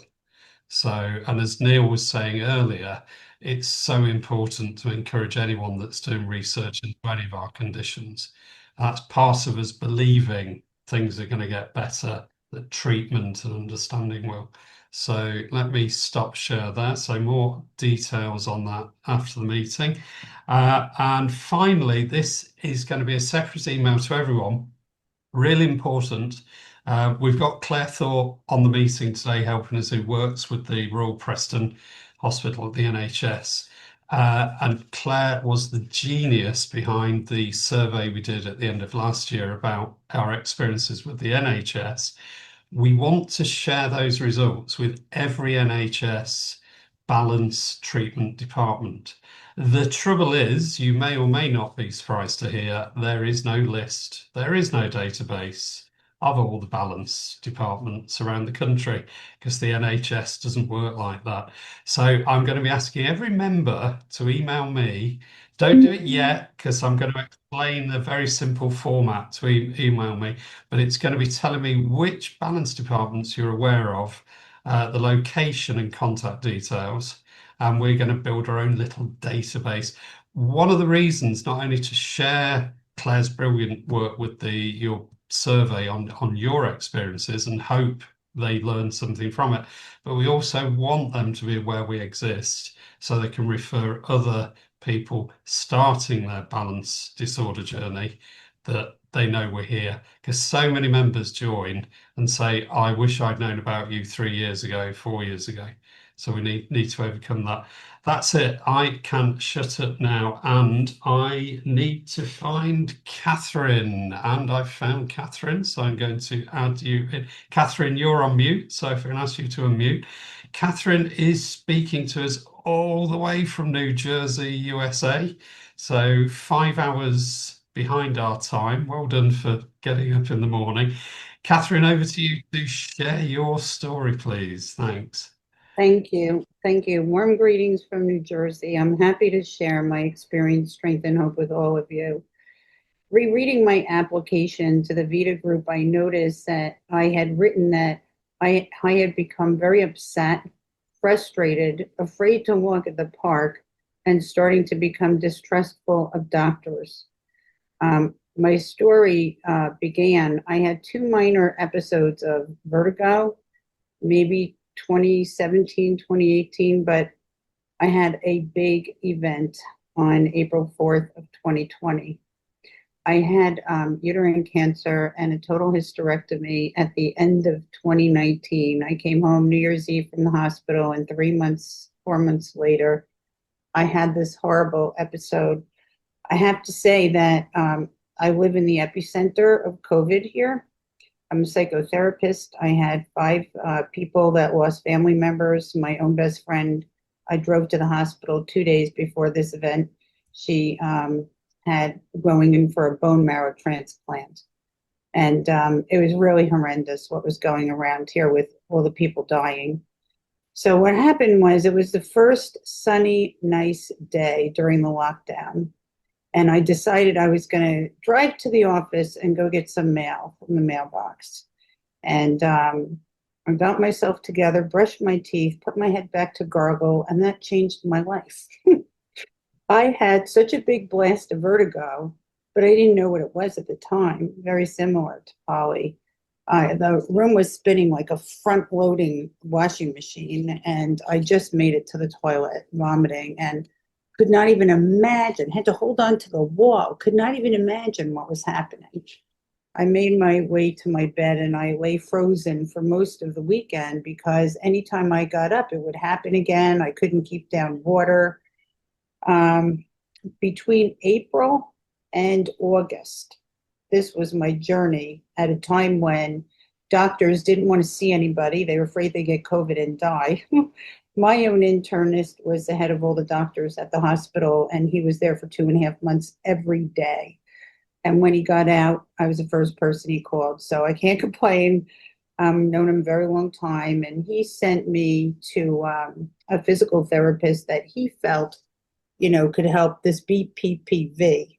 Meanwhile, the nurse practitioner that I had seen on Zoom while he was in the hospital said it was anxiety, which made me want to blow up my phone. I just can't get over when they don't know what it's anxiety, especially if you're a woman. So anyway, I went to this physical therapist who did the maneuvers, Epley, Harrington, what have you, and actually made me worse. And my husband said, you're not going there anymore. So my sister said she had a couple vertigo episodes, go to this ear, nose, and throat doctor. So I went. I got there in June, I think. And he diagnosed me with BPPV, but he gave me a hearing test. And my husband and I looked at each other like, a hearing test? And I mean, just to get in anywhere, you got to take your temperature and the hands and the mask. It was a terrible time. And it turns out I lost 20% of my hearing in my left ear. I didn't know it. So they put me on high dose steroids for a week. He said, you have a 6-month window to get your hearing back. And he diagnosed me with labyrinthitis, which I never heard of, but it certainly made sense with what I was experiencing. Meanwhile, as a psychotherapist, I was canceling clients at the last minute because I never knew how I was going to feel. I did have clients who were doctors and nurses, and they knew me for a long time, and they started looking at me, questioning me. So I kind of had to tell them what was going on. And my world became very small because a lot of people truly did not understand. And like's been said, if you look good, what's wrong? A little vertigo? So anyway, this guy, would treat me. I thought I was going to die with the high dose steroids. I called 911. I thought I was going to have a heart attack. It was terrible, but I got a little bit back. And by October, he basically said goodbye to me, like there was nothing more he could do for me. And I said, well, this is not okay. I mean, I can't live my life this way. It's crazy. And my friend had gotten out of the hospital, and I remember making Toll House cookies with my husband to bring over to visit her in her backyard. She couldn't be near anybody. And as we got to the part where you're dropping them on the cookie sheet, I had to go lay down. This was my life. I never knew when enough was enough. And my sister said to me, even if you only have a 15-minute break between clients, put your head down, lay down. You're not going to sleep, but just rest. That kind of slowing down was critical for me. I did meet Kevin. I Googled Vertigo Support Group, and I found this Vita group in England, and I started Zooming with you guys. I will tell you, Kevin was interested. He was caring. He listened. He listened better than the doctors. He talked to me for an hour, and he told me his story. And at the end, he said, balance disorders can be very tricky. It could take up to 2.5 years to get a true diagnosis. And I believe this. So I got more help from this Vita group, I have to say. And by November, I went for a second opinion. Dr. Won-Tek Cho is trained in Harvard. He's right here in Hackensack. And he's a neuro-otologist, a neurologist of the inner ear. That's all he does. And he diagnosed me with vestibular migraine besides the labyrinthitis and the BPPV. The other thing that gave me tremendous comfort, I had 2 balance disorder buddies here from Vita. One was Deborah and the other one was Ella. I was just texting with Ella this morning. And I got so much comfort and support from the balance disorder buddy system. I learned so much from Professor Rhea and all of the presentations. And from listening to them, I can remember sitting quietly at night, very, very low music, because now music was a big stimulant. And I'm doing puzzles, and I'm listening to YouTube talks on the difference between Meniere's and vestibular migraine, and that 1 out of 20 people that walk into the doctor's office, it's Meniere's. So, but they really thought I was the poster child for Meniere's. Probably one of my worst moments was in June. I got permission to go walking at the park with my friend. Thank God I was not alone. And it was a half a mile around. And all of a sudden, out of nowhere, the whole earth started to move like an LP record. And I thought, what the hell is happening now? And, very, very slowly, baby steps to get up to the sidewalk, to get to my car. I really didn't care what other people thought or anything like that. I've been through so much. And I remember making it home. My husband had gone for fish. I was sitting on the deck with my dog, and all of a sudden, the whole deck went like this, like one of these big rides at the boardwalk. I thought my brain was separating from my head. It was very scary. And, they really didn't know. The doctors did not know. Dr. Cho was helpful. He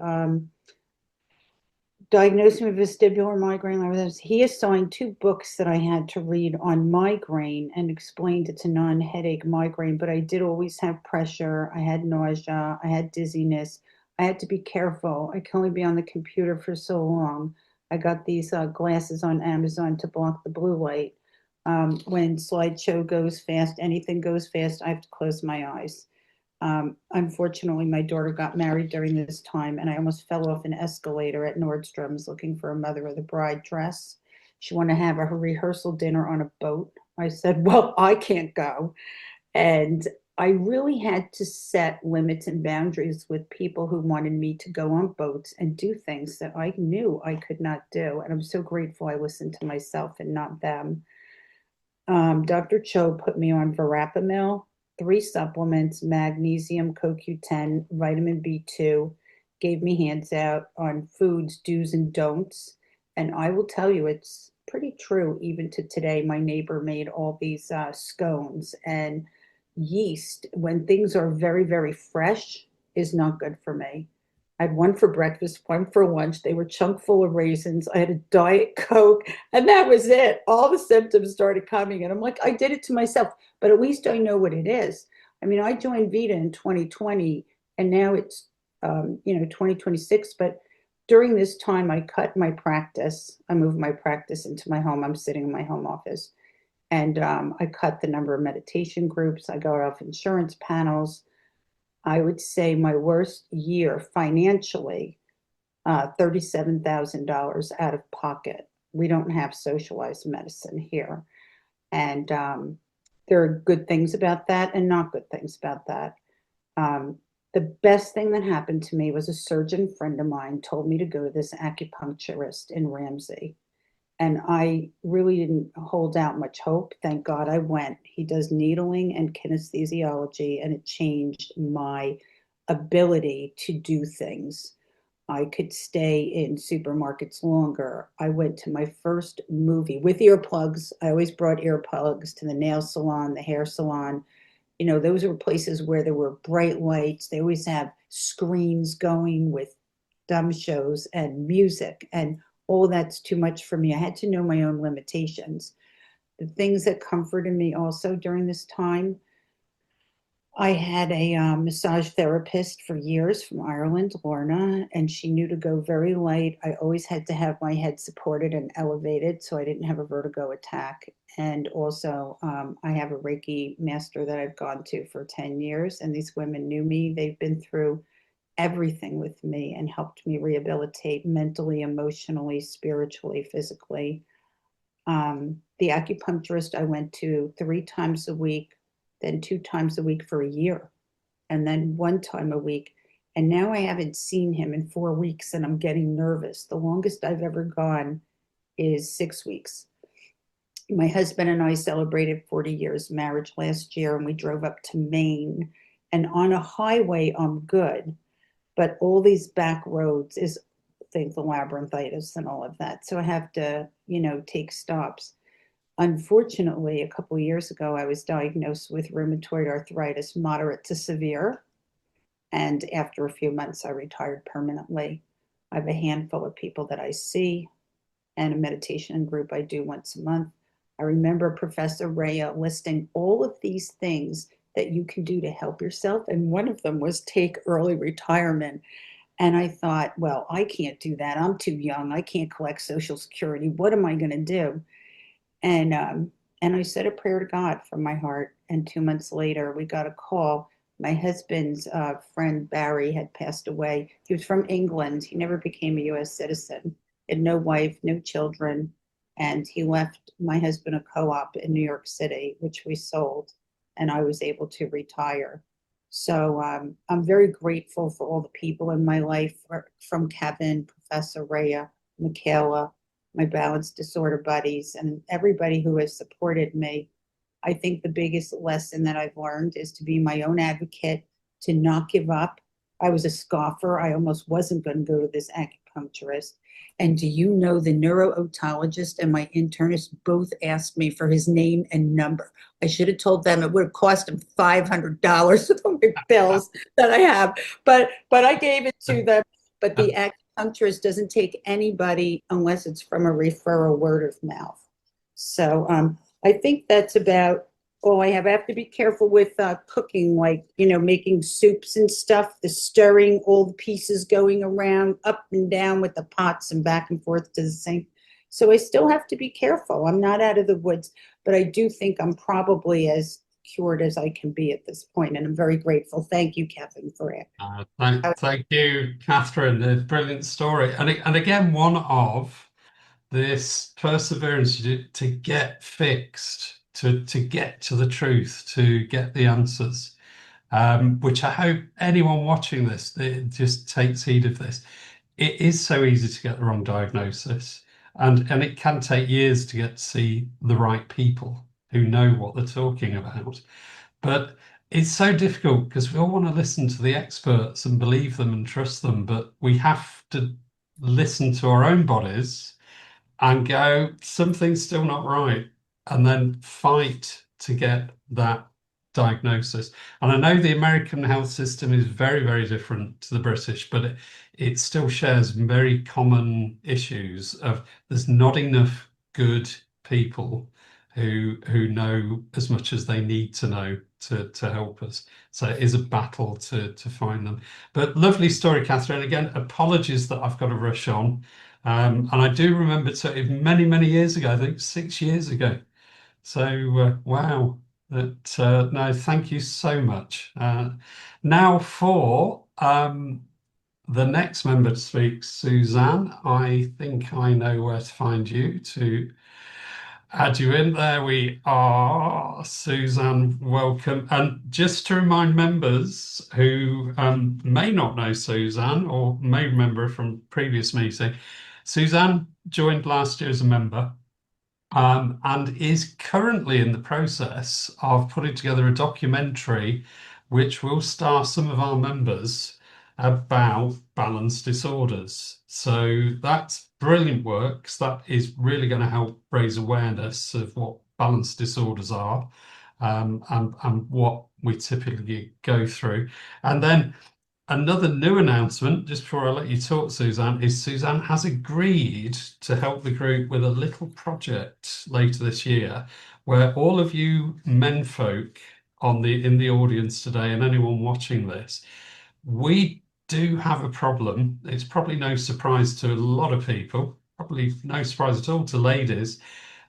We have so relatively few male members, yet men suffer with balance disorders just the same as ladies.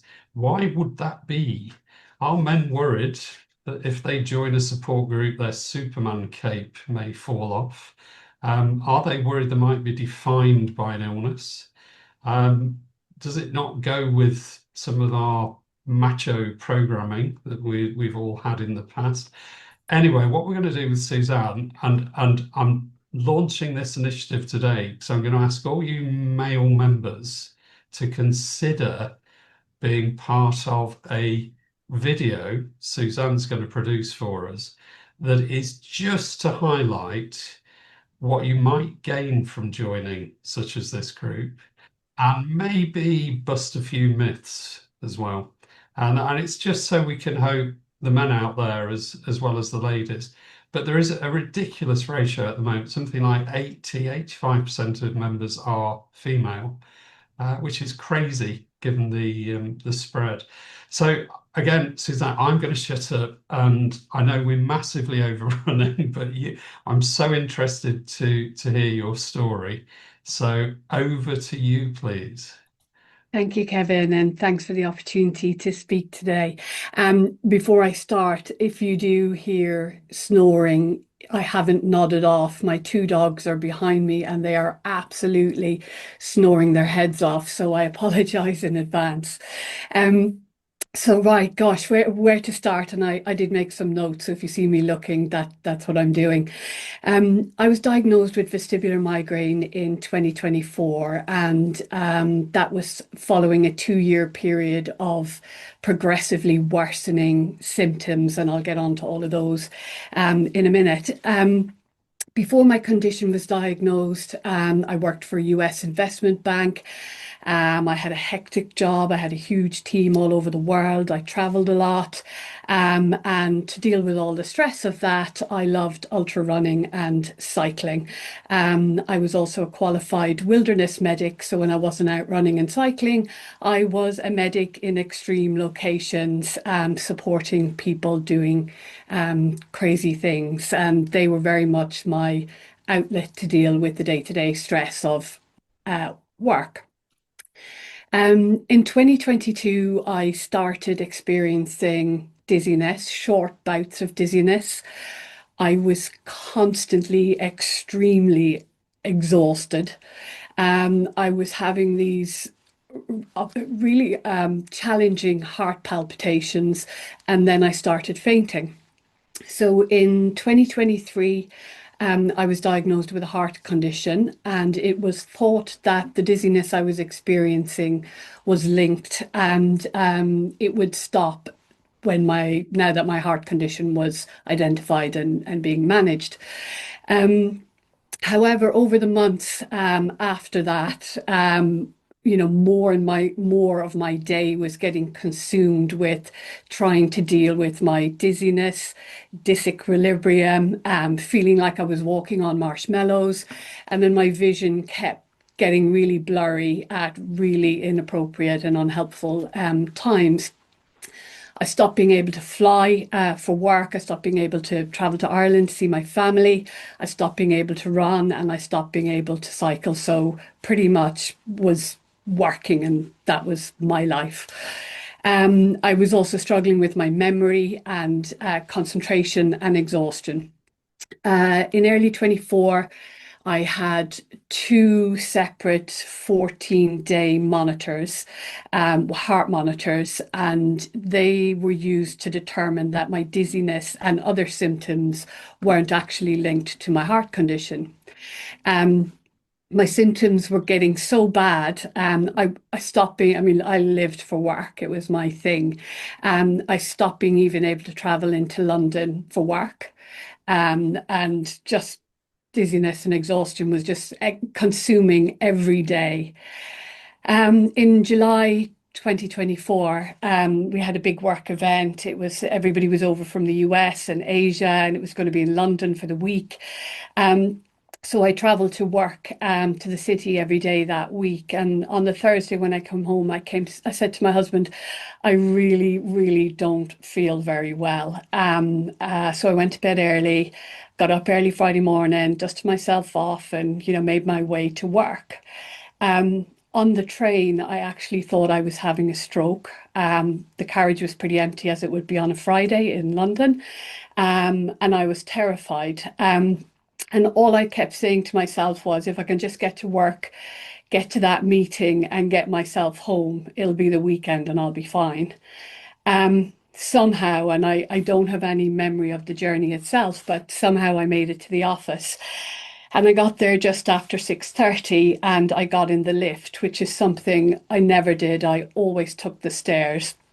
And in the lift, I felt like I was experiencing an earthquake. The whole thing, everything around me was like I was in a severe earthquake. When the lift doors opened, I managed to throw myself out of the lift doors onto the floor, and I was in this back corridor. And it was about 30 minutes before one of the cleaners found me and called for help. And in that time, I just lay there thinking, this is it. This is where it ends. I wasn't able to speak. I couldn't hear. I couldn't see properly. I couldn't actually move. My whole body had completely shut down. And when the ambulance arrived, they initially thought I'd had either a stroke or a bleed on the brain. But that was actually the first big episode I had. Once stroke and the bleed on the brain were sort of ruled out, I spent some time in the multidisciplinary ward in St. Thomas's, and I was allowed to go home whilst waiting for an appointment for the neurological centre for sort of triage there. And the day after I came home, I had another big episode. So my husband called the local medical centre here, and one of the partners called him back and asked if I had private medical with work, which I did. And he suggested getting an urgent appointment with a neurologist. He also said to my husband to be prepared for it to be just anxiety, stress, or menopause.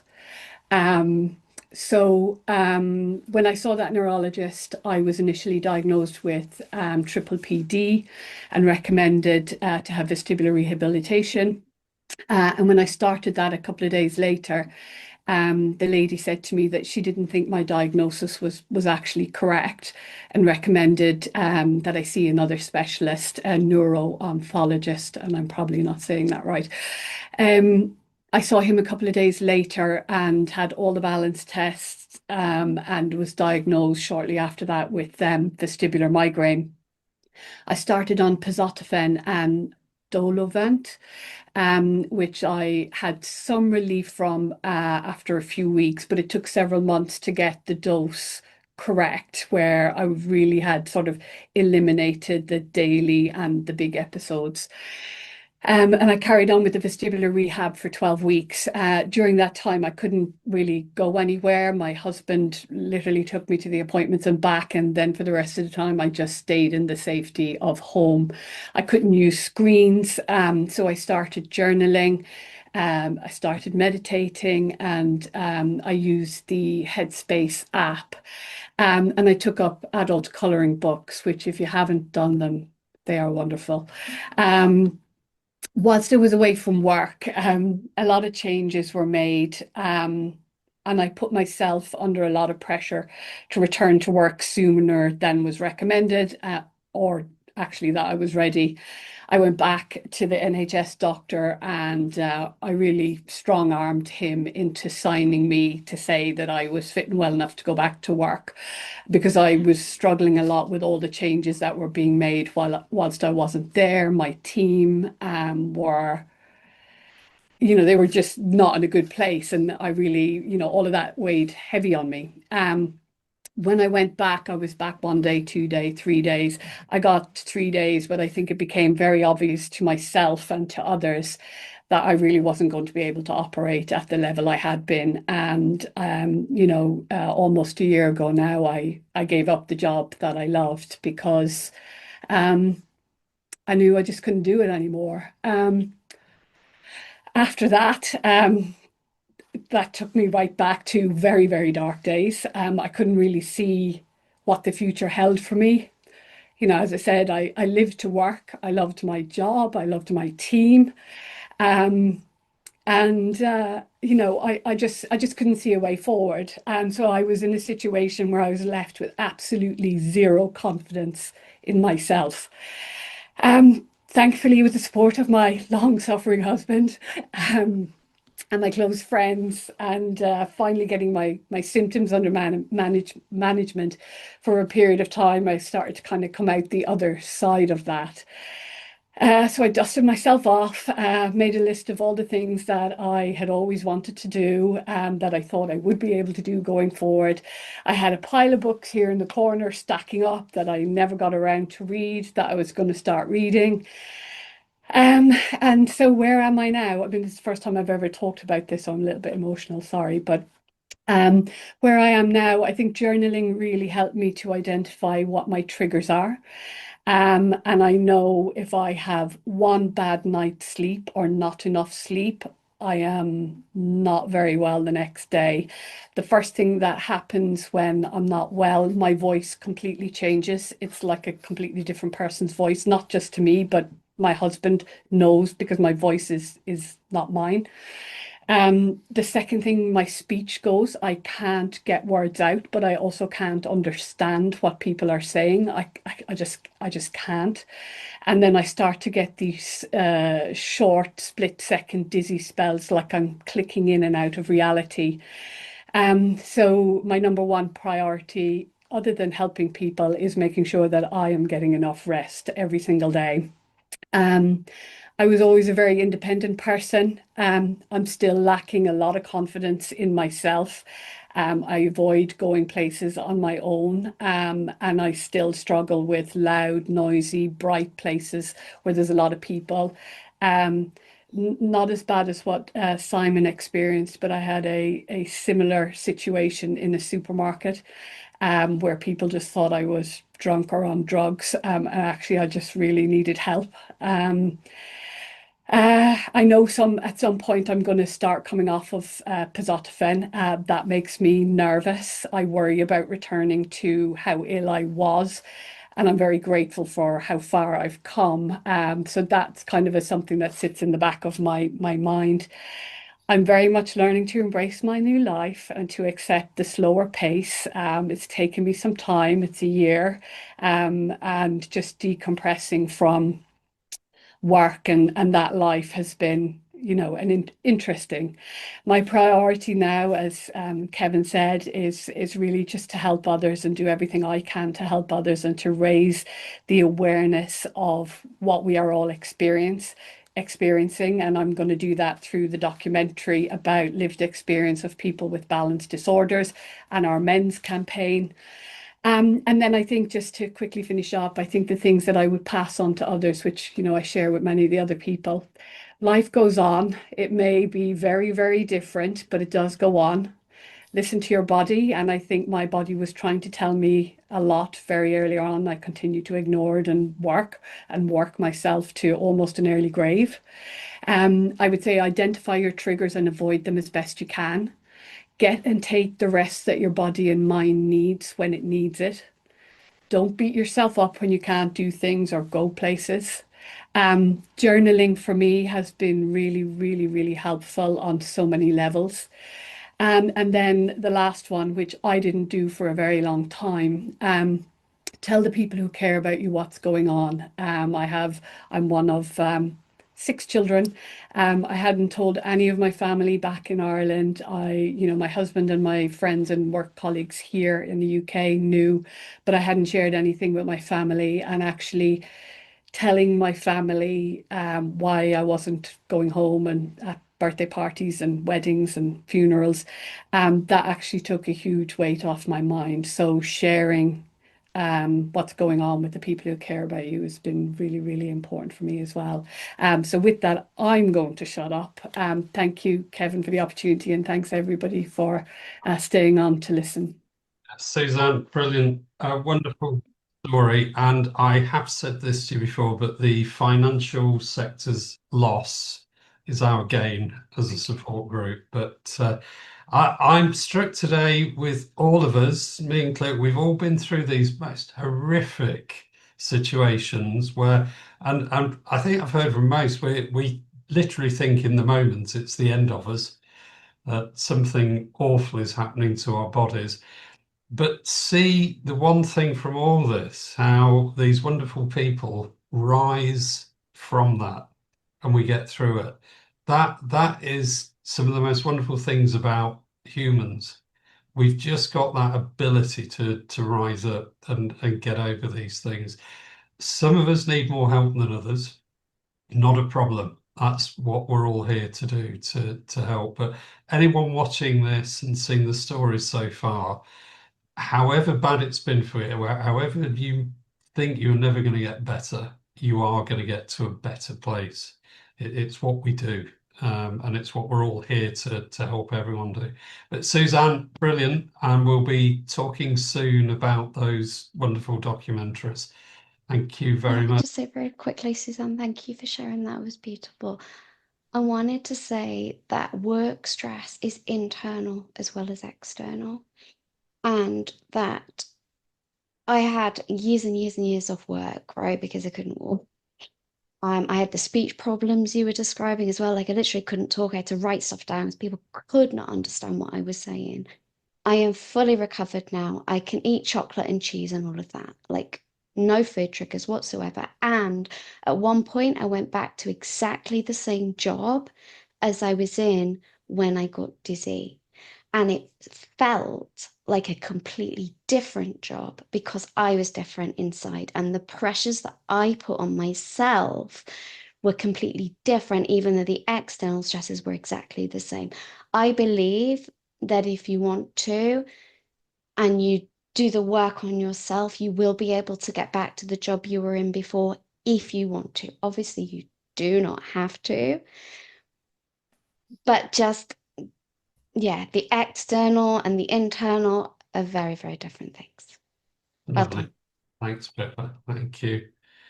Okay, and now last but not least, we are going to speak to Claire. I'm just going to add you, and you're on mute, Claire, if I ask you to unmute.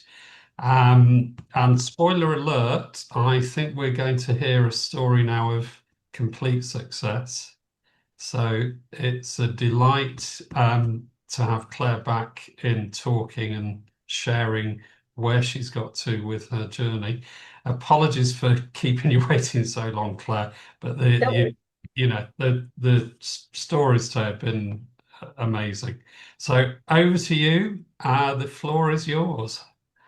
Hi there. Well, I'm Claire, and you may have met me on last April's meeting where I shared my story, and I've just come back to share it again, but also to give you some updates on where I am now, which is even better than I was then. And really just give you some hope, really, because even the people that we've heard from today are still not at the stage that I'm at.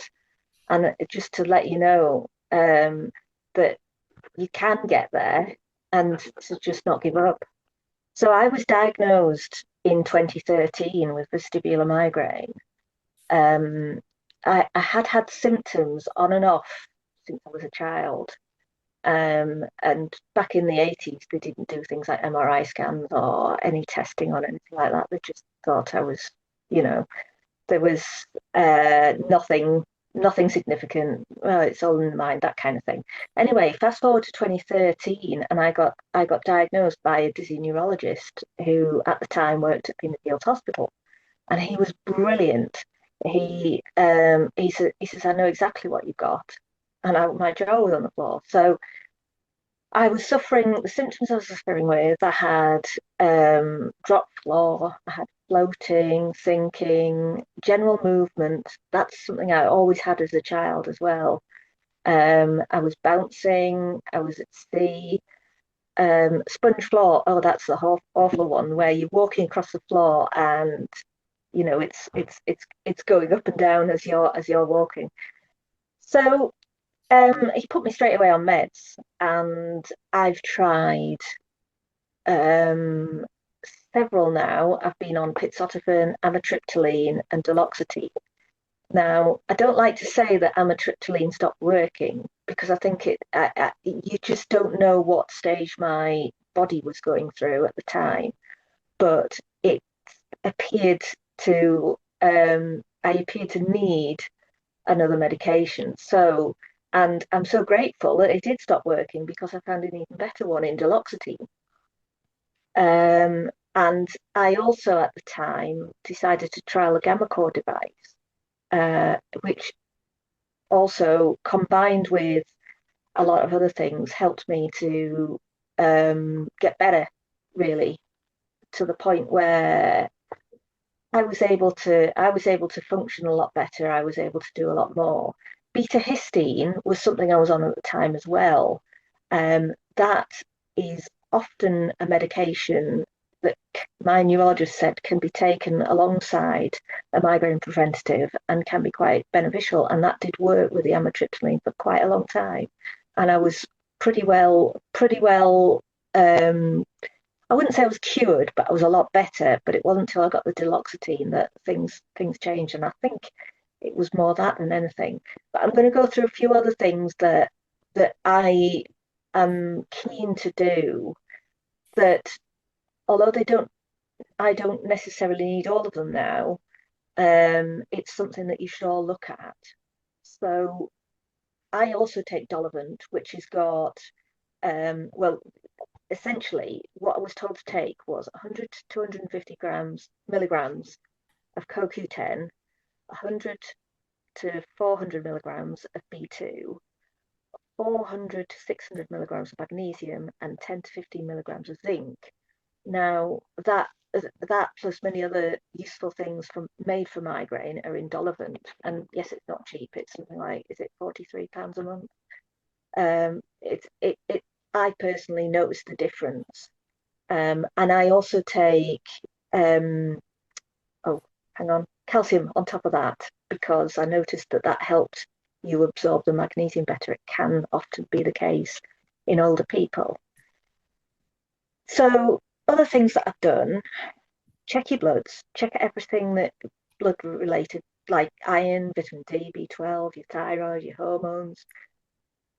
Anything that's unstable will trigger your migraine, no question about it. And I noticed, I'm a hypothyroid person, so I noticed when my levels were out that, yeah, I knew straight away what was going on because I'd get the migraine. So I have no clue now what's going on with my thyroid. um, the other things that I've got on my list, protect your jaw area, don't grind your teeth. If you're grinding your teeth, get a mouth guard. Don't put your hand under your face when you're sleeping. So just look after this area, because this is the migraine area is in the trigeminal nerve as well. Routine is very important. Eating, sleeping, drinking at the same time, and I still stick to that now. And for all I can wait a little bit for some food, I would never go without a meal, because I know fine well that even at this cured level, I would still suffer. Test your eyes, because eye strain can make a difference. That helped me. Don't sit on the computer for too long. It's the 20-20-20 rule. So every 20 minutes, look for a distance of 20 meters for 20 seconds is what I was advised, which is quite a useful tip. And when I'm sat at my desk here, I can look out quite a distance, so that's quite helpful. Foods. Now, I won't go into all of those, but all I will say was question everything, because I noticed things that other people hadn't mentioned and that weren't in books and online and things. The other thing is ultra processed foods. Big thing here. I actually figured out one of my triggers with xanthan gum, if I've said that correctly, and it's commonly used in a lot of foods now, but it's also a medication. And I noticed that one of my medications, the preventative medications that I take in an emergency, which I haven't gone into, which is I had prochlorperazine and diazepam, Valium, and I noticed that when I was taking one of the particular medications, sorry, my camera keeps slipping. When I was taking one of the particular medications, I noticed that, yeah, I'm ill on that one, but I'm not ill on that one. And that was the only ingredient that was different. So that helped me work out, that things like that were triggering me. But do question all foods. Don't just think, oh, it's just chocolate and cheese, Dehydration, blood sugars. If what I bought was a blood sugar monitor, because I knew that blood sugars were triggering me, because I'd get the vertigo at certain times before meals, and I think, well, I'm going to have to do something about this. So I started testing, and I realized that the bloods were lower before meals, and if I ate, and it helped me work out what foods to keep me fuller for longer, which then and I also to eat meals several times a day, so have little and often, and that really was a big game changer for me. I have a problem with scents, although I did find that peppermint helped me out, and that's still a beneficial thing for me, and it doesn't help everybody. Everyone's different. I've got yes, the other thing that I was using was meditation, and I'd go into I do an online meditation class that it's part of a different group that I'm afraid you couldn't join, but it's been really helpful in so much as it's helped with the breathing, and also it's helped me to just switch off. And I'd go into this class, and okay, not on a really, really bad day, but on a bad day, I'd go into the class, and we just do it at home. And I'd think, well, I feel really awful. I'm not going to be able to last this. And by the end of it, I didn't want to come out of it. It was that good, because she's taken us on this journey, and anything you can do to distract your mind is good. So even down to breathing, I follow BreathPod, who is Stuart Sanderman, and he does some really brilliant breathing exercises, and it things like the square breathing, the is it the 8-7-4 that you do at night? There's ones for all sorts of different types of breathing. Anyway, look into that. It's a game changer. And when I got the attacks, I'd think to myself, now I know that my anxiety is going to make this worse. So I did deep breathing. I had that calm thoughts, and actually quite often, on a lot of the times, it calmed down just because of that alone. So yeah, really, really think about how you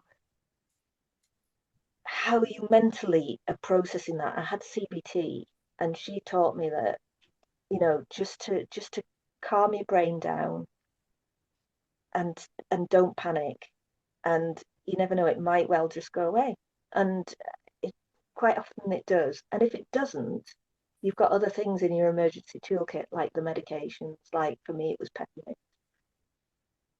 So the other things I've got written down on my list are to do with illnesses that can trigger, and I had the Migraine Buddy app. Now, I found that really beneficial because you can put down all sorts of different things, and you can edit it to make it suitable for yourself.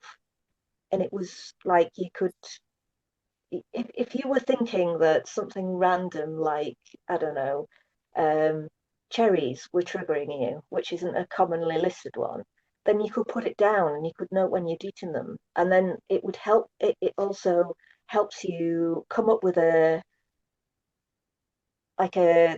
it'll tell you what your most common triggers can be.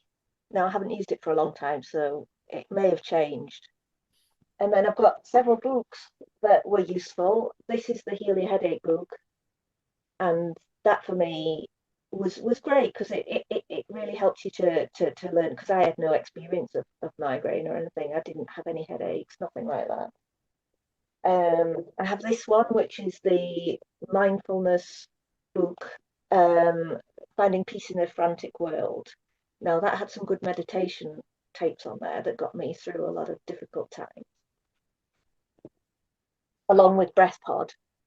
And then the most important person to note is Dr. Beh, B-E-H, and he is on YouTube.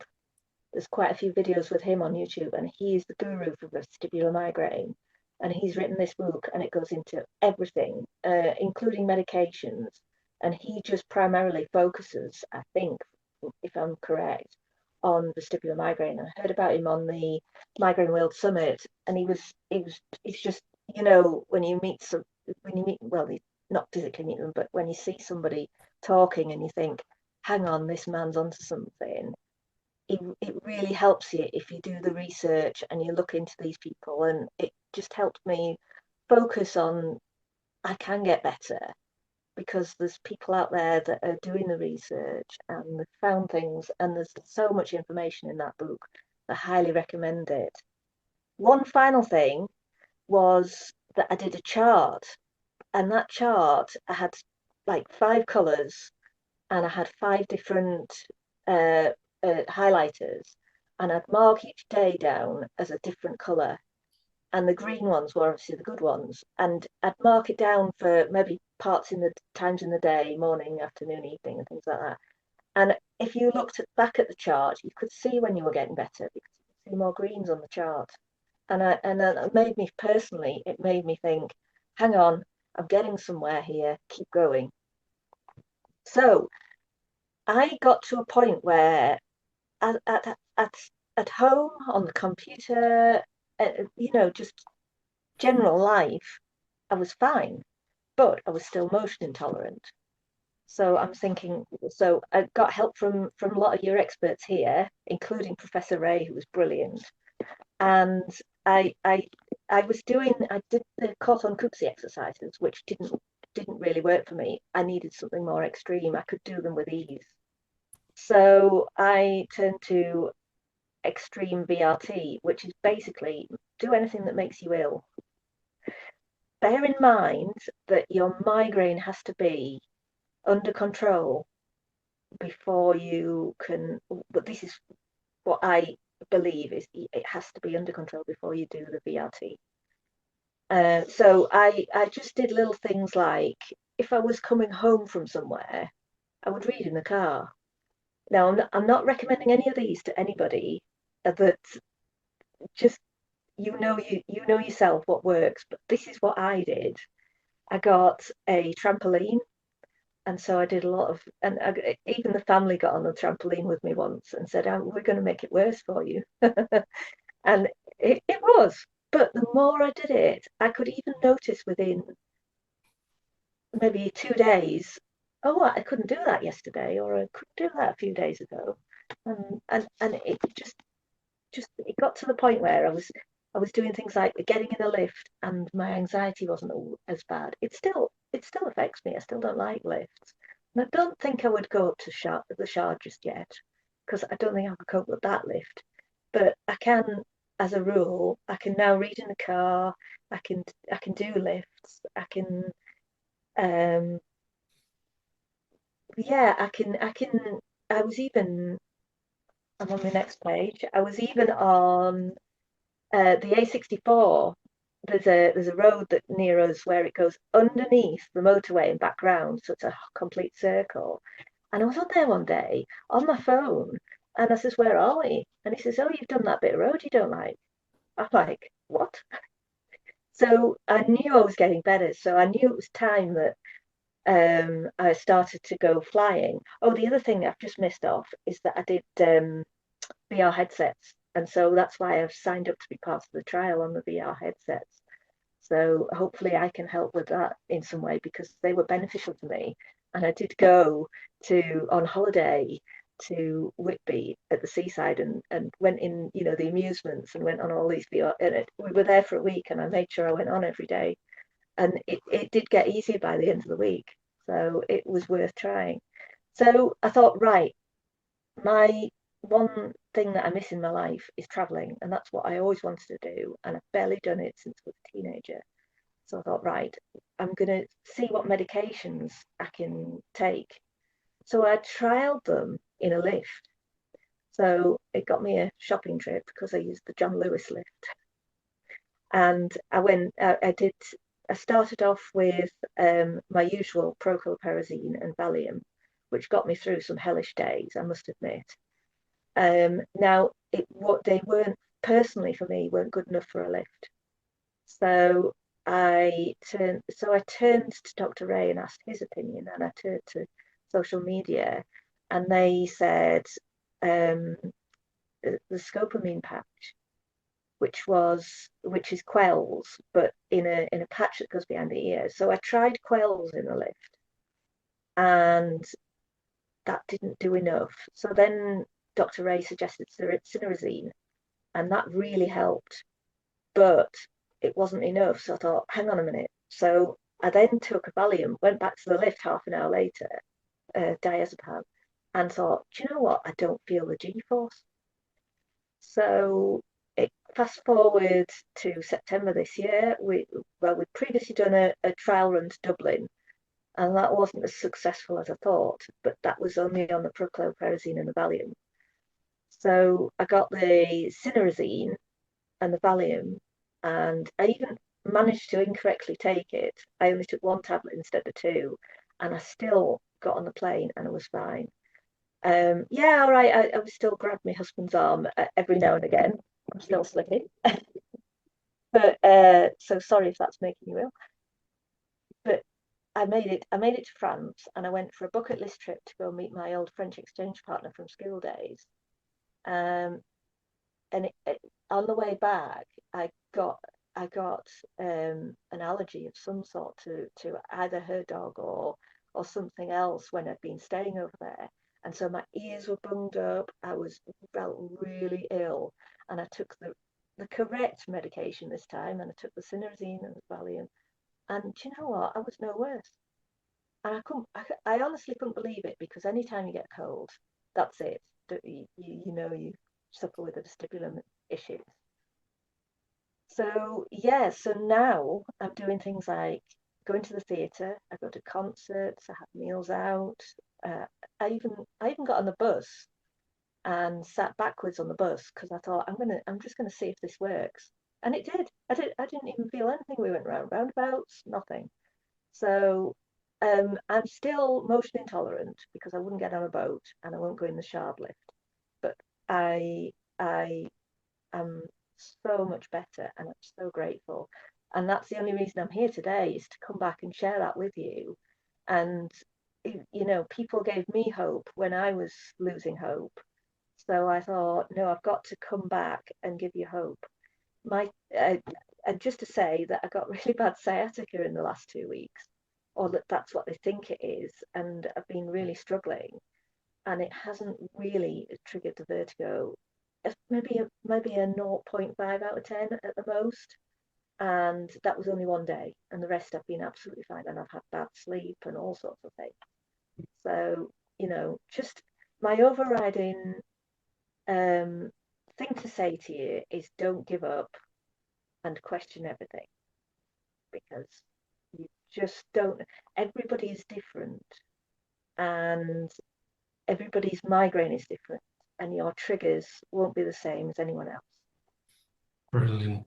Thanks ever so So keep much. going. And I'm so glad you did come back. Yeah, and one more thing is, I'm on the members to members list. You can look for me as Claire Bell, and do contact me, because I can share all that written down for you as well. Yeah.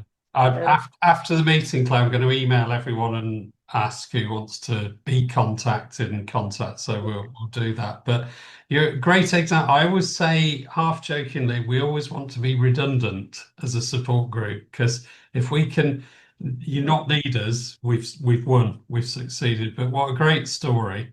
And it's just lovely to see that joy on your face of, I can yeah, travel, I can go yeah. to the theatre again. 'Cause that's what we all want. I, The I, bit I the bit actually got about to dance and cried. yeah, I did the same. The first time I flew abroad, for years after having this condition, stood on a balcony in a sunny climate, I was in tears, because I couldn't believe I'd done it. But brilliant. I'm not sure about the trampoline, and the reading the No, book in the no, car for a just lot of people take is. that steady. But I think the concept's right, that it's about testing ourselves within our own comfort zone, but always looking for that test. I've said that even about not so much vestibular migraine, but other conditions where people have given up foodstuffs. I've always advocated in the future retesting, just so you're not blocking out things that you might enjoy and may do you no harm. So I happily now enjoy red wine and chocolate and coffee. Well, But actually, I'm I lucky. can I can say I've retested everything. Yeah, I, good. I don't have any, I don't cook anything. The only thing I don't eat is, I'd rather eat shallots than onions, and I don't do an awful lot of hard cheese, the really aged stuff. But But it everything else I eat Yeah, perfectly but normal. it's so right what you say. We're all different. We're all unique, but Mm. the process applies to us all. What you've done is, and again, it's used that strength of character to persevere and find the answers. Keep working at it. And I hope for everyone listening to and everyone who watches the video, this Claire will be that inspiration you may well need if you're going through that awful, awful beginning of the journey. Look at Claire.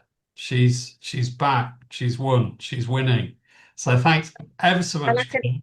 and I can go back to work as well. So I can now sit here for do my seven Yeah, hours on the computer. So just to say, was it Suzanne, the last person who was on? no, Um, it's that honestly, it's possible. yeah, it's wonderful. Apologies to everyone. This is the longest support group meeting we've ever done in our 6-year history, but it was worth every minute of it. And for those that didn't stay the course, a few have had to end up, they will be able to watch on the video. A quick reminder, you'll get a copy of the chat. Will only go to members that's been on here. You'll get a link to watch the video of this. You're going to get links so you can contact Pippa. You'll also be asked to look at the Stardust survey as well. But you can all now, you're all allowed to come off mute and give one massive round of applause and cheers for all our wonderful members that shared their because they were awesome today. Can't thank you enough. Thanks, everyone. We'll see you in it's about 2 months' time. We're looking at mindfulness, meditation with Debbie Kane at the next meeting, so don't miss that. But thanks ever so much. Big round of applause and cheers. And I'll see you all in a couple of months. And we're all going to get to that better balanced place. Thank you very, very, very much. See you all. Thank you. Thank Thanks, you. everyone. Bye-bye. Bye-bye. Bye. Bye. Bye. Bye, everyone. Thanks, everyone. Bye. Thank you. Bye-bye. Bye-bye. Bye-bye. Bye.